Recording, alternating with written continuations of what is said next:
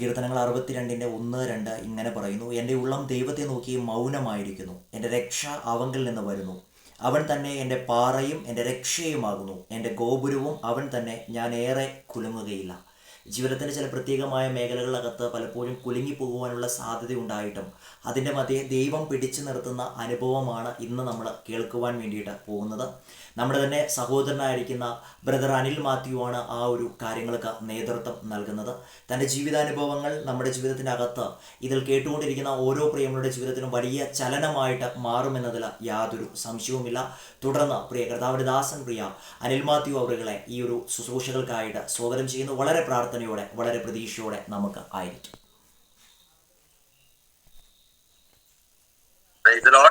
എല്ലാവർക്കും കേൾക്കാൻ പറ്റുന്നുണ്ടോ? ദൈവത്തിന്റെ അതിപരിശുദ്ധ നാമം വാഴ്ത്തപ്പെടുമാറാകട്ടെ. ഹല്ലേലൂയ, സ്തോത്രം. സർവമാനവും മഹത്വവും വേഗം വരുന്ന കർത്താവായ യേശു ക്രിസ്തുവിന് നൽകുന്നു. കാരണം അപ്പന്റെ കൃപ കൊണ്ട് മാത്രമാണ് ഞാൻ നിങ്ങളുടെ മധ്യേ ഇങ്ങനെ ആയിരിക്കാൻ അപ്പൻ ഇടയാക്കിയത്. നമ്മൾ ആദ്യം മഹത്വം കൊടുക്കേണ്ടത് നമ്മുടെ സ്വർഗത്തിലെ അപ്പനാണ്. ദൈവം എത്രത്തോളം നടത്തിയ വിധങ്ങൾക്കായി ദൈവത്തിന് നന്ദി പറയുന്നു. പിന്നെ നമ്മുടെ ഫാമിലി, ആർജെ ഫാമിലി, അതിന്റെ നേതൃത്വം വഹിക്കുന്ന കർത്താവിന്റെ ദാസന്മാർ, ഇതിൽ ജോയിൻ ചെയ്ത ഓരോരുത്തർക്കും വേഗം വരുന്ന കർത്താവായ യേശു ക്രിസ്തുവിന്റെ നാമത്തിൽ നന്ദി അറിയിക്കുന്നു. നിങ്ങൾക്ക് പ്രത്യേകിച്ച് എന്നെ പരിചയപ്പെടുത്തേണ്ട ആവശ്യമില്ല. ഡിവൈസിൽ എൻ്റെ കസിൻസും എൻ്റെ റിലേറ്റീവായിട്ടുള്ള ആൾക്കാരൊക്കെ ഇതിൽ ജോയിൻ ചെയ്തിട്ടുണ്ട്. അവരെയൊക്കെ ദൈവനാമത്തിൽ ഇതിലേക്ക് സ്വാഗതം ചെയ്യുകയാണ്. ഇത് നമ്മുടെ ഫാമിലിയാണ്. നിങ്ങൾ ഓരോരുത്തരും എനിക്ക് വേണ്ടി പ്രാർത്ഥിച്ചുകൊണ്ടിരുന്നു. അത് എൻ്റെ ജീവിതത്തിൽ അനുഗ്രഹമായി തീർന്നു. കഷ്ടങ്ങളുടെ താഴ്വരയിലൂടെ കടന്നുപോയപ്പോഴൊക്കെ നിങ്ങളുടെയൊക്കെ സപ്പോർട്ടും നിങ്ങളുടെ പ്രാർത്ഥനയൊക്കെ അടിയന്റെ ജീവിതത്തിൽ വലിയ വിടുതലിന് കാരണമായി തീർന്നു. ദൈവം എത്രത്തോളം നടത്തിയതിന് അപ്പച്ചന് നന്ദി പറയുകയാണ്. ഞാൻ ജസ്റ്റ് ഒരു വാക്യം വായിച്ച് നമ്മുടെ ശുശ്രൂഷയിലേക്ക് കടക്കാൻ ആഗ്രഹിക്കുന്നു. സങ്കീർത്തനം 34:1 ആർക്കെങ്കിലും ഒന്ന് വായിക്കാമോ?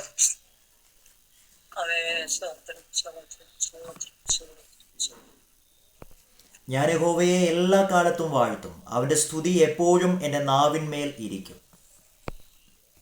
നമ്മൾ വചനത്തിൽ കേട്ടതുപോലെ ഞാൻ യഹോവയെ എല്ലാ കാലത്തും വാഴ്ത്തും, അവന്റെ സ്തുതി എപ്പോഴും എൻ്റെ നാവിന്മേലിരിക്കും. എനിക്കത് ഒന്നേ പറയാനുള്ളൂ, ഞാൻ എല്ലാ കാലത്തും എൻ്റെ യഹോവയെ വാഴ്ത്തും. കാരണം അവൻ ചെയ്ത ഉപകാരങ്ങൾ, എൻ്റെ ജീവിതത്തിൽ ചെയ്ത ഉപകാരങ്ങൾ ഓർത്താ എത്രമാത്രം നന്ദി പറഞ്ഞാലും തീരാത്തവണ്ണമാണ് എൻ്റെ ജീവിതത്തിൽ കർത്താവ് ഉപകാരങ്ങളെ ചെയ്തത്. ഹല്ലേലൂയ, സ്തോത്രം. ഞാൻ വചനത്തിൽ നിന്ന് ശുശ്രൂഷിക്കുന്നതിന് കൂടുതലായി എൻ്റെ അനുഭവ സാക്ഷ്യം നിങ്ങളോട് ഷെയർ ചെയ്യാനാണ് ഞാൻ ആഗ്രഹിക്കുന്നത്. കാരണം എൻ്റെ സ്വർഗത്തിലെ അപ്പൻ എനിക്ക് ചെയ്ത വലിയ ഉപകാരം, ഹല്ലേലൂയ, അത് ആർക്കും ലോകമനുഷ്യൻ ചിന്തിക്കുമ്പോൾ ഒരിക്കലും സാധ്യമല്ലെന്ന് പറഞ്ഞ സ്ഥാനത്ത്, അല്ലെങ്കിൽ ലോക വൈദ്യന്മാർ പോലും സാധ്യതകളില്ലെന്ന് പറഞ്ഞൊരു സ്ഥാനത്ത് നിന്ന് സ്വർഗത്തിലെ അപ്പൻ എന്നെ ഇത്രത്തോളം ആയുസ്സും ആരോഗ്യവും ബലത്തോടും ദൈവത്തിന്റെ കൃപയോടും കൂടെ നിങ്ങളുടെ മധ്യേ നിൽപ്പാൻ തന്ന കൃപയ്ക്കായി ഞാൻ ദൈവത്തിന് നന്ദി പറയുകയാണ്. കാരണം ഞാൻ ആയിരുന്ന സാഹചര്യങ്ങളിൽ കഷ്ടതയുടെ തീച്ചൂളയിലൂടെയൊക്കെ കടന്നുപോയൊരവസ്ഥയുണ്ട്. അപ്പോൾ അതിലൊക്കെ എൻ്റെ അപ്പൻ എനിക്ക് ബലം തന്നു, എന്നെ ആരോഗ്യത്തോടെ നിർത്തി. അതിനായി ഞാൻ ദൈവത്തിന് നന്ദി പറയുന്നു. ഞാൻ തുടക്കത്തിൽ എൻ്റെ ടെസ്റ്റിമണി ഒന്ന് ഷെയർ ചെയ്യാൻ ആഗ്രഹിക്കുന്നു. കൃപയാൽ ഞങ്ങൾ വിശ്വാസത്തിൽ വരുന്നത്, എൻ്റെ മാതാവാണ് ആദ്യമായിട്ട് വിശ്വാസത്തിലേക്ക് വരുന്നത്. എൻ്റെ വീട്ടിൽ എന്നോടൊപ്പം ഇപ്പോൾ എൻ്റെ മാതാവുണ്ട്. എൻ്റെ ബ്രദറും ഫാമിലിയും കാനഡയുടെ പ്രദേശത്തായിരിക്കുന്നു. ദൈവകൃപയാൽ അവർ സന്തോഷമായിരിക്കുന്നു. ഞാനും മാതാവും സന്തോഷത്തോടെ ആയിരിക്കുന്നു. അപ്പോൾ ഞാൻ പറയാൻ കാരണം എൻ്റെ മാതാവാണ് ആദ്യമായിട്ട് വിശ്വാസത്തിലേക്ക് വരുന്നത്. അത് 1990-കളിൽ എൻ്റെ മാതാവ് വിശ്വാസത്തിലേക്ക് കടന്നു വന്നു. ഹല്ലേലൂയ, അത് എൻ്റെ ജീവിതത്തിൽ, ഞങ്ങളുടെ ജീവിതത്തിൽ ഒത്തിരി നന്മയ്ക്കായി തീർന്നു. കാരണം കഷ്ടതയൊക്കെ ജീവിതത്തിൽ ഉണ്ടായി, എങ്കിലും കർത്താവ് ഇത്രത്തോളം സൂക്ഷിച്ചു. എനിക്ക് വേണ്ടി പ്രാർത്ഥിക്കാൻ ഒരു മാതാവിനെ കർത്താവ് ഒരുക്കി. കൃപയെന്ന് പറയട്ടെ, ദൈവം അന്നു മുതൽ ഇന്ന് വരെയും ദൈവത്തിന്റെ കൃപയാൽ ഞങ്ങൾ ആയിരുന്നു. 1994 ഞങ്ങളുടെ ജീവിതത്തിൽ വലിയൊരു ഇൻസിഡന്റ് ഉണ്ടായി. എൻ്റെ ഫാദർ ലോകത്തു നിന്ന് മാറ്റപ്പെട്ടു. എനിക്ക് 10 വയസ്സുള്ള സമയമാണ്. എൻ്റെ അനിയന് 5 വയസ്സ്, എനിക്ക് 10 വയസ്സ്. ആ സമയങ്ങളിലൊക്കെ ഒത്തിരി പ്രയാസങ്ങളും നിങ്ങൾക്ക് ചിലർക്കൊക്കെ അത് മനസ്സിലാവും. കാരണം ആ ഒരു സാഹചര്യത്തിലൂടെ കടന്നുപോയി. പക്ഷേ കർത്താവ് അവിടെയും തകർന്നു പോകാതെ ഹല്ലേലൂയ ഇത്രത്തോളം ബലത്തോടും ആരോഗ്യത്തോടും ഞങ്ങളെ സൂക്ഷിച്ചു, ഞങ്ങളെ നിലനിർത്തി. ഞങ്ങളുടെ വിദ്യാഭ്യാസ സമയങ്ങൾ, ജോലി മേഖലകൾ ഒക്കെ ദൈവത്തിന്റെ കൃപയും സാന്നിധ്യവും ഉണ്ടായിരുന്നു. അപ്പൻ നടത്തി. അപ്പോ മൂത്ത പൈതൽ എന്ന നിലയിൽ ആ ഭവനത്തിന്റെ മുഴുവൻ ഭാരവും എന്റെ ചുമലിലേറ്റി. ഞാൻ എൻ്റെ വിദ്യാഭ്യാസത്തിന് ശേഷം ലോകപരമായിട്ടുള്ള ജോലി കാര്യങ്ങളും ഒക്കെ ആയിട്ട് ഓടാൻ തുടങ്ങി. ഏകദേശം 22 വർഷം, ഞാൻ എപ്പോഴും പറയുന്ന ഒരു കാര്യമാണ്, 22 വർഷത്തോളം നിർത്താതെ കുടുംബത്തിന്റെ ഭാരങ്ങൾ, ഒരപ്പന്റെ സ്ഥാനത്ത് നിന്ന്, ഒരു സഹോദരന്റെ സ്ഥാനത്ത് നിന്ന്, ഒരു കുടുംബത്തിന്റെ എല്ലാമായി നിന്ന് നിൽക്കുവാനുള്ള കൃപ എൻ്റെ സ്വർഗത്തിൽ അപ്പൻ തന്നു. ഞാൻ ജോലി ചെയ്യുന്ന മേഖലകളൊക്കെ വലിയ അനർത്ഥങ്ങളൊക്കെ എൻ്റെ ജീവിതത്തിലുണ്ടായി. പലപ്പോഴും മരണത്തോടടുത്ത സമയങ്ങളുണ്ടായിരുന്നു. പക്ഷെ അതിൽ നിന്നെല്ലാം എൻ്റെ അപ്പൻ വിടുവിച്ചു. എന്നെ ഇത്രത്തോളം പരിപാലിച്ചതിനായി ദൈവത്തിന് നന്ദി പറയുന്നു. ജോലി മേഖലയിലൊക്കെ ഞാൻ 17.5 വർഷത്തോളം ദുബായിയുടെ പ്രദേശത്തായിരുന്നു. കൃപയാൽ ഒരു 3 വർഷത്തോളം കാനഡയിൽ ജോലി ചെയ്യുവാനൊക്കെ അപ്പൻ കൃപ നൽകി. ഈ സമയങ്ങളിലൊക്കെയും പലപ്പോഴും ജീവിതത്തിൽ ഭാരങ്ങളും പ്രയാസങ്ങളും ഒക്കെ ഉണ്ടായിരുന്നു. എങ്കിലും അവിടെയൊക്കെ നിൽക്കാനുള്ള ഒരു കൃപയും കൂടെ എൻ്റെ അപ്പൻ തന്നിരുന്നു. ദൈവം എന്ന് പറയട്ടെ, ഈ വർഷത്തിന്റെ ആരംഭത്തിൽ 1-ാം ദിവസം തന്നെ, ജനുവരി 1-ന് തന്നെ നാട്ടിലേക്ക് കടന്നു വരുവാൻ ഇടയായി. അമ്മയ്ക്ക് ഒരു സർപ്രൈസ് ഒക്കെ കൊടുക്കാന്ന് പറഞ്ഞൊക്കെയാ വന്നേ. പക്ഷെ അത് വന്നത് എൻ്റെ ജീവിതത്തിൽ ഒരു സർപ്രൈസിലേക്ക് മാറി തീർന്നു. ആരും ചിന്തിക്കാത്ത രീതിയിൽ, അല്ലെങ്കിൽ ആർക്കും പ്രെഡിക്റ്റ് ചെയ്യാൻ പറ്റാത്ത രീതിയിലുള്ള ഒരു സർപ്രൈസ് കർത്താവ് എനിക്ക് വേണ്ടി ഒരുക്കി വെച്ചിരുന്നു. ഞാൻ ധൈര്യത്തോടെ അതാ പറയണേ. കാരണം ഞാൻ വന്നു, എൻ്റെ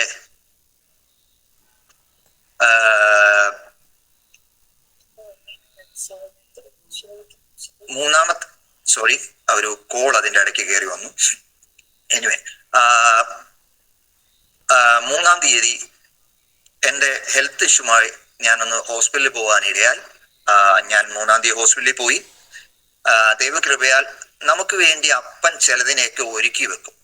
നമ്മൾ ഈ ഭൂമിയിലായിരിക്കുമ്പോൾ നമുക്ക് വേണ്ടി നമ്മുടെ നീഡ്സിനനുസരിച്ച് ചിലരെ ഒരുക്കി വെക്കുന്ന ഒരു പ്രക്രിയയാണ്. നിങ്ങൾക്കൊക്കെയും നിങ്ങളുടെ ജീവിതത്തിലൊക്കെ അങ്ങനെയൊക്കെയുള്ള അവസ്ഥയിലൂടെയൊക്കെ നിങ്ങൾ പോയിട്ടുള്ളവരാണ്. എന്നേക്കാൾ പ്രായം കൂടിയവരിതിലിരിപ്പുണ്ട്, പ്രായം കുറഞ്ഞവരിപ്പുണ്ട്. പക്ഷെ നിങ്ങൾക്കൊക്കെ വിവിധ തരത്തിൽ കർത്താവായ യേശു ക്രിസ്തു നിങ്ങളുടെ ജീവിതത്തിലും നിങ്ങൾക്ക് വേണ്ട സമയത്ത് ചിലരെ ഒരുക്കും. ഇത് പറഞ്ഞതുപോലെ ഞാൻ പോയ ഹോസ്പിറ്റലിൽ പോലും എൻ്റെ സ്വർഗത്തിലെ അപ്പൻ എനിക്ക് വേണ്ടി ഒരുക്കിയ ഒരു ഹോസ്പിറ്റലാണെന്ന് ഞാൻ വിശ്വസിക്കും. കൃപയാൽ ഞാൻ അവിടെ പോയിട്ട് ആദ്യമേ കുറച്ച് കാര്യങ്ങൾ, എനിക്കൊരു സർജറി ആവശ്യമായിരുന്നു. അതിൻ്റെ ആവശ്യത്തിനൊക്കെ ട്രീറ്റ്മെന്റിന് വേണ്ടി പോയതാണ്. ഞാൻ പോയി ആ കാര്യങ്ങൾ, ടെസ്റ്റും കാര്യങ്ങളും ഒക്കെ ചെയ്യുമ്പോൾ തന്നെ എൻ്റെ ഏകദേശം 4-ാം തീയതി ഞാൻ അഡ്മിറ്റ് ആവാൻ ഡോക്ടർ പറയുന്നു. 5-ാം തീയതി എൻ്റെ സർജറിയാണ്. ഞാൻ അതിൻ്റെ ഇടയ്ക്ക് എടുത്ത കുറച്ച് ടെസ്റ്റുകൾ അവർക്കൊരു കൺഫ്യൂഷൻ ഉള്ളത് കൊണ്ട് എൻ്റെ 5-ാം തീയതിത്തെ സർജറി എന്ന് പറയുന്ന സാധനം അങ്ങോട്ട് മാറ്റി വെച്ചു. ഡോക്ടർ ഇങ്ങനെ പറഞ്ഞ്, അതിൽ ഇപ്പം നമുക്ക് തൽക്കാലം സർജറി വേണ്ട, നമുക്ക് അങ്ങോട്ട് മുമ്പോട്ട് പോവാം. ആദ്യം ഇതിന്റെ റിപ്പോർട്ടൊക്കെ വരട്ടെ, നമുക്കൊരു കൊളോണോസ്കോപ്പി എന്ന് പറഞ്ഞൊരു ഉണ്ട്, അതെടുക്കാം പറയാൻ. അങ്ങനെ ഞാൻ കൊളോണോസ്കോപ്പി 5-ാം തീയതി എടുക്കുന്നു. ആ സമയം തന്നെ അവര് എൻ്റെ ശരീരത്തിൽ നിന്ന് ചില സെൽസിനെ കട്ട് ചെയ്തെടുത്തു. അതിനെ ബയോപ്സിക്ക് അയക്കുന്നു. പക്ഷേ കൃപയാൽ ആ ബയോപ്സി റിപ്പോർട്ട് പോലും എൻ്റെ സ്വർഗത്തിൽ അപ്പന്റെ ക്രമീകരണങ്ങളാണ് അത് ചെയ്തത്. കാരണം അതിൽ പോലും കാണുന്നത് എനിക്ക് ലിംഫോമ എന്ന അസുഖം കാണാം എന്നൊരു കോറിയാണ് അതിൽ കാണിച്ചത്. അപ്പോൾ ഞാൻ വിശ്വസിക്കുന്നു ആ സമയങ്ങളിലൊക്കെ, എന്ന് വെച്ചാൽ 10-ാം തീയതിയാണ് എൻ്റെ റിപ്പോർട്ട് വരുന്നത്. അപ്പോൾ ഒരു കോറി എന്ന് വെച്ചാൽ ഒരു ക്വസ്റ്റ്യൻ മാർക്ക് നമ്മൾ ചോദിക്കുമല്ലോ, നമ്മളിങ്ങനെ ഓരോരുത്തർ ചോദിക്കുന്ന ചോദ്യങ്ങളുണ്ടല്ലോ, നീ ആരാണ്, അങ്ങനെയൊക്കെ ചോദിക്കുന്നത് പോലെ അവർക്കും ഈ ഹോസ്പിറ്റലിലുള്ള ഡോക്ടേഴ്സിന് ഒരു ഡൗട്ട്, ഇതാണോ എന്നുള്ളൊരു ചോദ്യം. പക്ഷേ ഞാൻ പറയുന്നു, എന്റെ ജീവിതത്തിൽ ആ ഒരു ചോദ്യചിഹ്നം അവിടെ വരുന്നത് തന്നെ എന്റെ സ്വർഗത്തിൽ അപ്പൻ ഓരോ കാര്യങ്ങൾ കണ്ടത് കൊണ്ടാണ്. അപ്പോ എന്നെ അത് കഴിഞ്ഞിട്ട് അവര് 13-ാം തീയതി ആ ബയോപ്സി തന്നെ IHS പാനൽ എന്ന് പറയുന്ന ഒരു പാനലിലേക്ക് വിട്ടു. അതും എല്ലാം നമ്മൾ പെട്ടെന്ന് വേണമെന്നുള്ള രീതിയിലുള്ള റിക്വസ്റ്റുകൾ കൊടുത്തു. കാരണം എനിക്ക് തിരിച്ച് ജോലി സ്ഥലത്തേക്ക് തിരിച്ചു പോകണം എന്നുള്ളൊക്കെ ക്രമീകരണമാണ് ഞാൻ ചിന്തിച്ചുകൊണ്ടിരുന്നത്. പക്ഷെ സ്വർഗത്തിൽ അപ്പൻ എന്നെ കുറിച്ച് ചിന്തിച്ചതോ എന്റെ മേൽ അല്ലെങ്കിൽ അപ്പൻ കരുതുന്ന കരുതലോ വേറൊരു തരത്തിലായിരുന്നു. അപ്പൊ മാനുഷികമായിട്ട് നമ്മളൊക്കെയും ചിന്തിക്കുന്ന ഒരു കാര്യമുണ്ട്. എന്താ നമ്മളൊക്കെ ചിന്തിക്കുന്ന കാര്യം എന്തോ, ഞാൻ ഇങ്ങനെ കാര്യങ്ങൾ ചെയ്താൽ അങ്ങനെ ആയി തീരും, അല്ലെങ്കിൽ ഞാൻ എൻ്റെ ഫാമിലിക്ക് വേണ്ടി ഇന്നത് ചെയ്യണം. പക്ഷെ നമ്മളെ കുറിച്ച് ചിന്തിക്കുന്ന നമ്മുടെ വിചാരങ്ങളെക്കാൾ അത്യുത്തമമായി കർത്താവ് നമ്മളെ കുറിച്ചൊരു ചിന്തയുണ്ട്. അപ്പൻ ചില കാര്യങ്ങൾ നമ്മൾ ചെയ്യാൻ തീരുമാനിച്ചാൽ അതിന് എത്ര വലിയ കാര്യങ്ങൾ നമ്മൾ അങ്ങനെ ചെയ്യാമെന്ന് വിചാരിച്ചാലും അതൊക്കെ എൻ്റെ അപ്പൻ മാറ്റിവെച്ചതുപോലെ, എൻ്റെ ജീവിതത്തിൽ മാറ്റിവെച്ചതുപോലെ നിങ്ങളുടെ ജീവിതത്തിലും അങ്ങനെ വരാൻ സാധ്യതയുണ്ട്. നിങ്ങളുടെ ജീവിതത്തിലും അങ്ങനെയൊക്കെ നടന്നിട്ടുള്ളതായിരിക്കാം. നമ്മൾ ചിലപ്പോൾ വിചാരിക്കും, ഞാൻ ഇന്ന സ്ഥലത്തേക്ക് പോകാൻ ആഗ്രഹിക്കുന്നു. സ്വർഗത്തിൽ അപ്പൻ അത് ഇഷ്ടമല്ലെങ്കിൽ അപ്പൻ അങ്ങോട്ട് അയക്കത്തില്ല. അപ്പോ വചനത്തിൽ നമ്മള് യോനെ കുറിച്ച് കാണുന്ന പോലെ, യോനെ എടുത്ത് അങ്ങോട്ട് പോകാൻ പറഞ്ഞപ്പോ എങ്ങോട്ടാ പോയെ? പുള്ളി വേറൊരു സ്ഥലത്തേക്കാ പോയെ. പക്ഷെ സ്വർഗത്തിൽ അപ്പൻ പ്ലാൻ ചെയ്ത സ്ഥലത്തേക്ക് തന്നെ അവനെ കൊണ്ടുപോയി. അപ്പൊ നമ്മളെയും ഇങ്ങനെയാണ് കർത്താവ് ആ സ്ഥലത്തേക്ക് കൊണ്ടുപോകും. അപ്പോൾ എൻ്റെ 13-ാം തീയതി ആ ഒരു സിറ്റുവേഷൻ നടക്കുന്നു. എൻ്റെ റിപ്പോർട്ട് കൊടുത്തു. അവർ ഓൾറെഡി എൻ്റെ അടുത്ത് പറഞ്ഞത് 10-14 ദിവസം എടുക്കും ഇതിന്റെ റിപ്പോർട്ട് വരാൻ. ഞാൻ റിക്വസ്റ്റ് കൊടുത്തു, എനിക്ക് എത്രയും പെട്ടെന്ന് കിട്ടിയാൽ അത്രയും നല്ലത്. അപ്പോൾ അവര് അങ്ങനെ ഒരു ഇതിലേക്ക് വിട്ടു. പക്ഷെ കൃപയെന്ന് പറയട്ടെ, അത് കഴിഞ്ഞ് ഞാൻ ഭവനത്തിലൊക്കെ വന്നു. ഒത്തിരി ക്ഷീണാവസ്ഥയിലായിരുന്നു. എൻ്റെ ശരീരം ഒത്തിരി ശോഷിച്ചു. എൻ്റെ വെയിറ്റ് ഒത്തിരി ലോസായി. അപ്പോഴും ഞാൻ കൃപയെന്ന് പറയട്ടെ, ദൈവത്തോട് അത്രയൊന്നും അടുത്തിട്ടില്ലെങ്കിലും പ്രാർത്ഥിക്കുന്നുണ്ട്. പക്ഷെ ഞാൻ ഇങ്ങനെ പോവുകയാണ്. എൻ്റെ ജീവിതത്തിൽ ഒരിക്കലും സംഭവിക്കരുതെന്ന് ആഗ്രഹിച്ച ചില കാര്യങ്ങൾ എൻ്റെ സ്വർഗത്തിൽ അപ്പൻ 15-ാം തീയതി എൻ്റെ ജീവിതത്തിൽ സംഭവിച്ചു. ആ 15-ാം തീയതി എന്ന് പറയുന്ന ദിവസം നമ്മൾ പറയുകയാണെങ്കിൽ, ലോക മനുഷ്യനായിട്ട് ചിന്തിക്കുമ്പോൾ പറയുകയാണെങ്കിൽ എൻ്റെ ജീവിതത്തിൽ ഒരു കറുത്ത ദിനമായിരുന്നു. കറുത്ത ദിനം, അതോടൊപ്പം ഒരു കറുത്ത അധ്യായം. അപ്പോൾ ഞാൻ വചനത്തിൽ നിന്ന് ഇപ്പൊ നിങ്ങളോട് സംസാരിക്കുന്നത് കൊണ്ട് ഞാൻ വചനത്തിന്റെ ഒരു ചിന്തയും കൂടെ അതിനോടൊപ്പം വെക്കുകയാണ്. ഇപ്പൊ നമ്മൾ ഓരോരുത്തരും, കർത്താവ് നമ്മളെ കുറിച്ച് എന്താ ചിന്തിക്കുന്നത്? നമ്മൾ ഓരോരുത്തരും മുന്തിരിവള്ളിയാണ്, നമ്മൾ ഫലം കായ്ക്കണം. നമ്മളെ കൊണ്ടുവന്ന് ആ എസ്കേലിന്റെ പുസ്തകത്തിൽ പറയുന്നത് പോലെ 37-ാം അധ്യായത്തിൽ ഇങ്ങനെ പറയുന്നുണ്ട്, അവൻ ഒരു ഒലിവിന്റെ ശിഖരം എടുത്ത് അവിടെ നട്ടു, അതിൽ പിന്നെ മുന്തിരി കായ്ച്ചു എന്നുള്ളൊരു ഉപമ അതിനോട് ചേർന്ന് വരുന്നുണ്ട്. അപ്പം ആ വാക്യങ്ങളൊക്കെ എന്നോട് കർത്താവ് സംസാരിച്ചത്. പക്ഷെ ആ 15-ാം തീയതി രാത്രിയിൽ ആ ഇതിനകത്ത് നമ്മൾ ബിബ്ലിക്കലി പറയുകയാണെങ്കിൽ, വചനപ്രകാരം പറയുകയാണെങ്കിൽ, നമ്മളിൽ കായ്ക്കാത്ത കൊമ്പൊക്കെയും അവൻ വെട്ടിക്കളയും. കായ്ക്കുന്നത് അധികം കായ്ക്കേണ്ടതിന് അതിനെ ചെത്തി വെടിപ്പാക്കുന്ന ഒരു സിറ്റുവേഷനാണ്. അപ്പൊ നമ്മൾ ഉദാഹരണത്തിന് ഒരു മുന്തിരിവള്ളി എടുക്കുകയാണെങ്കിൽ, മുന്തിരിവള്ളിയിൽ ഫലം കായ്ച്ചു, അത് അടുത്ത വർഷം അത് വീണ്ടും ഫലം കായ്ക്കണമെങ്കിൽ നമ്മൾ എന്തോ ചെയ്യും? അതിന്റെ കൊമ്പുകളൊക്കെ മുറിച്ചു കളയും, അതിന്റെ ചില മൊട്ടുകളൊക്കെ ചെത്തിക്കളയും. അത് ചെത്തിക്കളഞ്ഞു കഴിയുമ്പോഴാണ് അടുത്ത വർഷം അത് അധികം ഫലം കായ്ക്കുന്നത്. അതുപോലെ സ്വർഗത്തിലെ അപ്പൻ എൻ്റെ ജീവിതത്തിലും ചിലതിനെയൊക്കെ വെട്ടി മാറ്റേണ്ട ഒരു അവസ്ഥ വന്നു. അങ്ങനെ ആ രാത്രിയിൽ അപ്പൻ എനിക്ക് വേണ്ടി എന്നോട് സംസാരിച്ചു, എന്നോട് കൃത്യമായി. ഞാൻ നിങ്ങളോട് ഒരു കാര്യം കൂടെ പറയാം. നമ്മൾ ആരെയും പ്രവാചകന്മാരുടെ അടുത്തൊന്നും പോകണ്ടെന്നല്ല, പക്ഷേ നമ്മളോട് തന്നെ സ്വർഗത്തിൽ അപ്പൻ സംസാരിക്കുന്ന സമയങ്ങളുണ്ട്. നമ്മളോട് സംസാരിക്കുമ്പോൾ അത് നമുക്ക് കേൾക്കാൻ ഒരു മനസ്സുണ്ടോ? നമ്മൾ ആ സമയത്ത് അപ്പനോട് പറയാ, അപ്പ എന്നോട് സംസാരിക്കേ, ഞാൻ കേൾക്കാം എന്നൊരു തീരുമാനം നമ്മുടെ ഉള്ളിൽ വരാണെങ്കിൽ, നമ്മുടെ ഹൃദയത്തിൽ വരുവാണെങ്കിൽ, ആ സമയങ്ങളിൽ നമ്മളോട് അപ്പൻ സംസാരിക്കും. അങ്ങനെ എന്നോട് സംസാരിച്ച ചില കാര്യങ്ങളുടെ ക്രമീകരണങ്ങളായി എൻ്റെ ജീവിതത്തിൽ ചിലതിനെയൊക്കെ വെട്ടിമാറ്റേണ്ട ഒരവസ്ഥ. അപ്പോ ആ വെട്ടിമാറ്റിയ അവസ്ഥയോടൊപ്പം തന്നെ 20-ാം തീയതി എന്നെ റിപ്പോർട്ട് വരുമ്പോൾ എനിക്ക് ഒരു മനുഷ്യനും സഹിക്കാൻ പറ്റാത്ത ഒരു വെട്ടിമാറ്റൽ എൻ്റെ ജീവിതത്തിൽ സംഭവിച്ചു. ജീവിതത്തിൽ മരണത്തിന് തുല്യമായി മാറുന്നൊരവസ്ഥ. ഓൾമോസ്റ്റ് ഒരു മനുഷ്യൻ നിൽക്കുന്നെന്ന് മാത്രമേ ഉള്ളൂ. അവന്റെ 95% ഞാൻ പറയുന്നു എന്റെ ജീവിതത്തിലെ എന്റെ 90% ജീവനും ഇല്ലാതായ അവസ്ഥ. പക്ഷേ ആ സമയത്താണ് അടുത്തൊരു ടെസ്റ്റും കൂടെ എന്റെ ജീവിതത്തിൽ വരുന്നത്. ഞാൻ ആദ്യമേ പറഞ്ഞതും എന്റെ ജീവിതത്തിലേക്ക് വന്നൊരു ടെസ്റ്റാണ്. എന്റെ റിപ്പോർട്ട്, അത് 20-ാം തീയതിയാണ് റിപ്പോർട്ട് വരുന്നത്. ആ റിപ്പോർട്ടിനകത്ത് ഇങ്ങനെയാണ് പറയുന്നത്: നീ ഒരു ക്യാൻസർ പേഷ്യന്റ് ആണ്, അതും നിന്റെ 3-ാമത്തെ സ്റ്റേജ് കഴിഞ്ഞു. ഇനി അങ്ങോട്ട് ഫർദർ ട്രീറ്റ്മെന്റിലേക്ക്. ഇപ്പൊ എന്റെ രോഗത്തിന്റെ പേര് B-cell lymphoma, non Hawkins lymphoma stage 3 എന്ന ഡോക്ടർമാര് എനിക്ക് റിപ്പോർട്ട് തന്നു. അപ്പോ ഓൾറെഡി 95% മരിച്ചൊരു വ്യക്തി ജീവനുണ്ടോ എന്ന് വെച്ചാൽ ജീവനുണ്ട്, പക്ഷെ മരിച്ചൊരവസ്ഥയിലേക്ക് പോകും.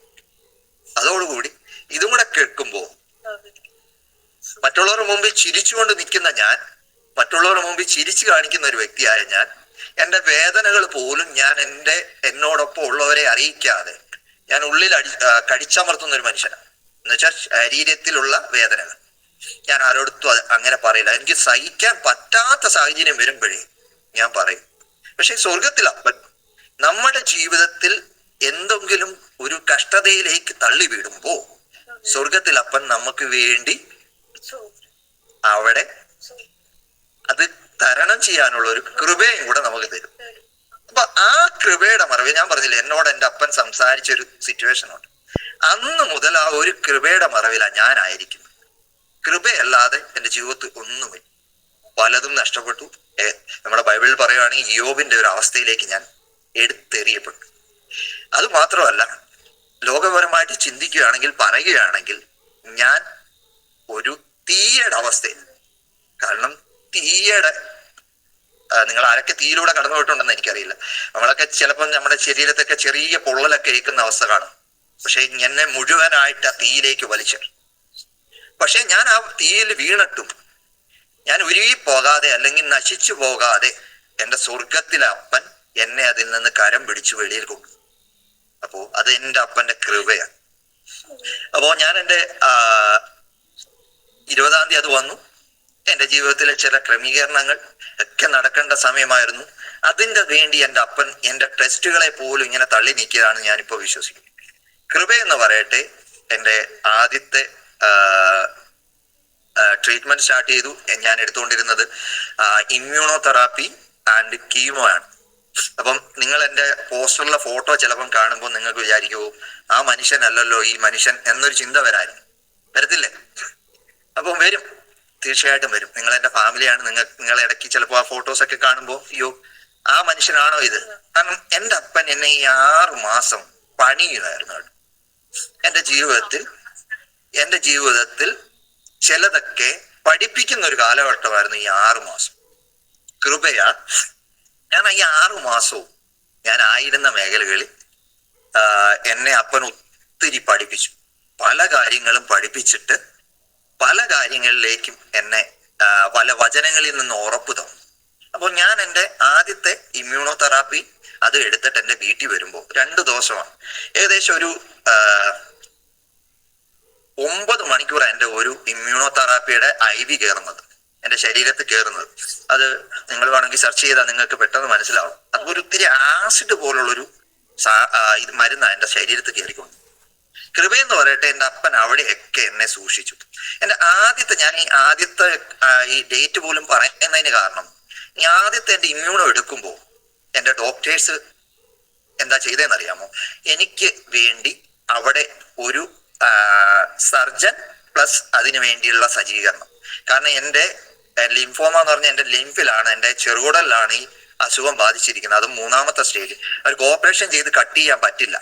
അത് കാരണം അവര് ഈ മരുന്ന് എടുക്കുന്ന സമയത്ത് ഇത് പൊട്ടാൻ ചാൻസ് ഉണ്ട്, അതുകൊണ്ട് നിനക്ക് വേണ്ടി ഒരു സപ്പോർട്ട് ആയിട്ട് ഒരാളെ അവിടെ നിർത്തിയിരിക്കുക എന്ന് പറഞ്ഞ് എനിക്ക് വേണ്ടി ഒരു ഡോക്ടറിനെ, അതിനാവശ്യമുള്ള ആൾക്കാരെ അവിടെ സജ്ജീകരിച്ച് നിർത്തിയിട്ടുണ്ട്. പക്ഷെ മരുന്ന് കയറുന്നതിനനുസരിച്ച് എൻ്റെ സ്വർഗത്തിൽ അപ്പൻ എന്നെക്കുറിച്ച് ചിന്തിച്ച, എന്നെക്കുറിച്ച് ചില പ്ലാനുകൾ ഉള്ളത് കൊണ്ട് എൻ്റെ അപ്പൻ അതിനൊന്നും എന്നെ അതിലേക്ക് കടത്തി വിടാതെ എൻ്റെ സ്വർഗത്തിൽ അപ്പൻ എന്നെ അവിടെ താങ്ങി. ഈ താങ്ങുന്ന സമയങ്ങളിൽ തന്നെ ആ, ഒരു ആ, ഒരു വാക്യം കൂടെ ഇങ്ങനെ പറയുന്നുണ്ട്. ഓക്കെ, താങ്ങുന്ന സമയത്ത് എൻ്റെ അപ്പൻ എന്നെ എന്താ ചെയ്തതെന്ന് പറഞ്ഞാൽ വചനത്തിലൊക്കെ ഒത്തിരി ഉറപ്പിച്ചു. അപ്പോഴും ഞാൻ ഒരു പഴയ മനുഷ്യനെ പോലെ ഈ നേരത്തെ പറഞ്ഞതുപോലെ 22 വർഷമായിട്ട് ലോകത്തിൽ ഓടുന്നു. എൻ്റെ കുടുംബം, എൻ്റെ ഫാമിലി എന്നുള്ള രീതിയിൽ ഇങ്ങനെ ഓടുക. കാരണം അപ്പൻ ഉണ്ടോ എന്ന് ചോദിച്ചാൽ എൻ്റെ ജീവിതത്തിൽ അപ്പനുണ്ട്. എന്നാൽ നീ ലോക മനുഷ്യനാണോ എന്ന് ചോദിച്ചാൽ എൻ്റെ ജീവിതത്തിൽ ലോക മനുഷ്യനുണ്ട്.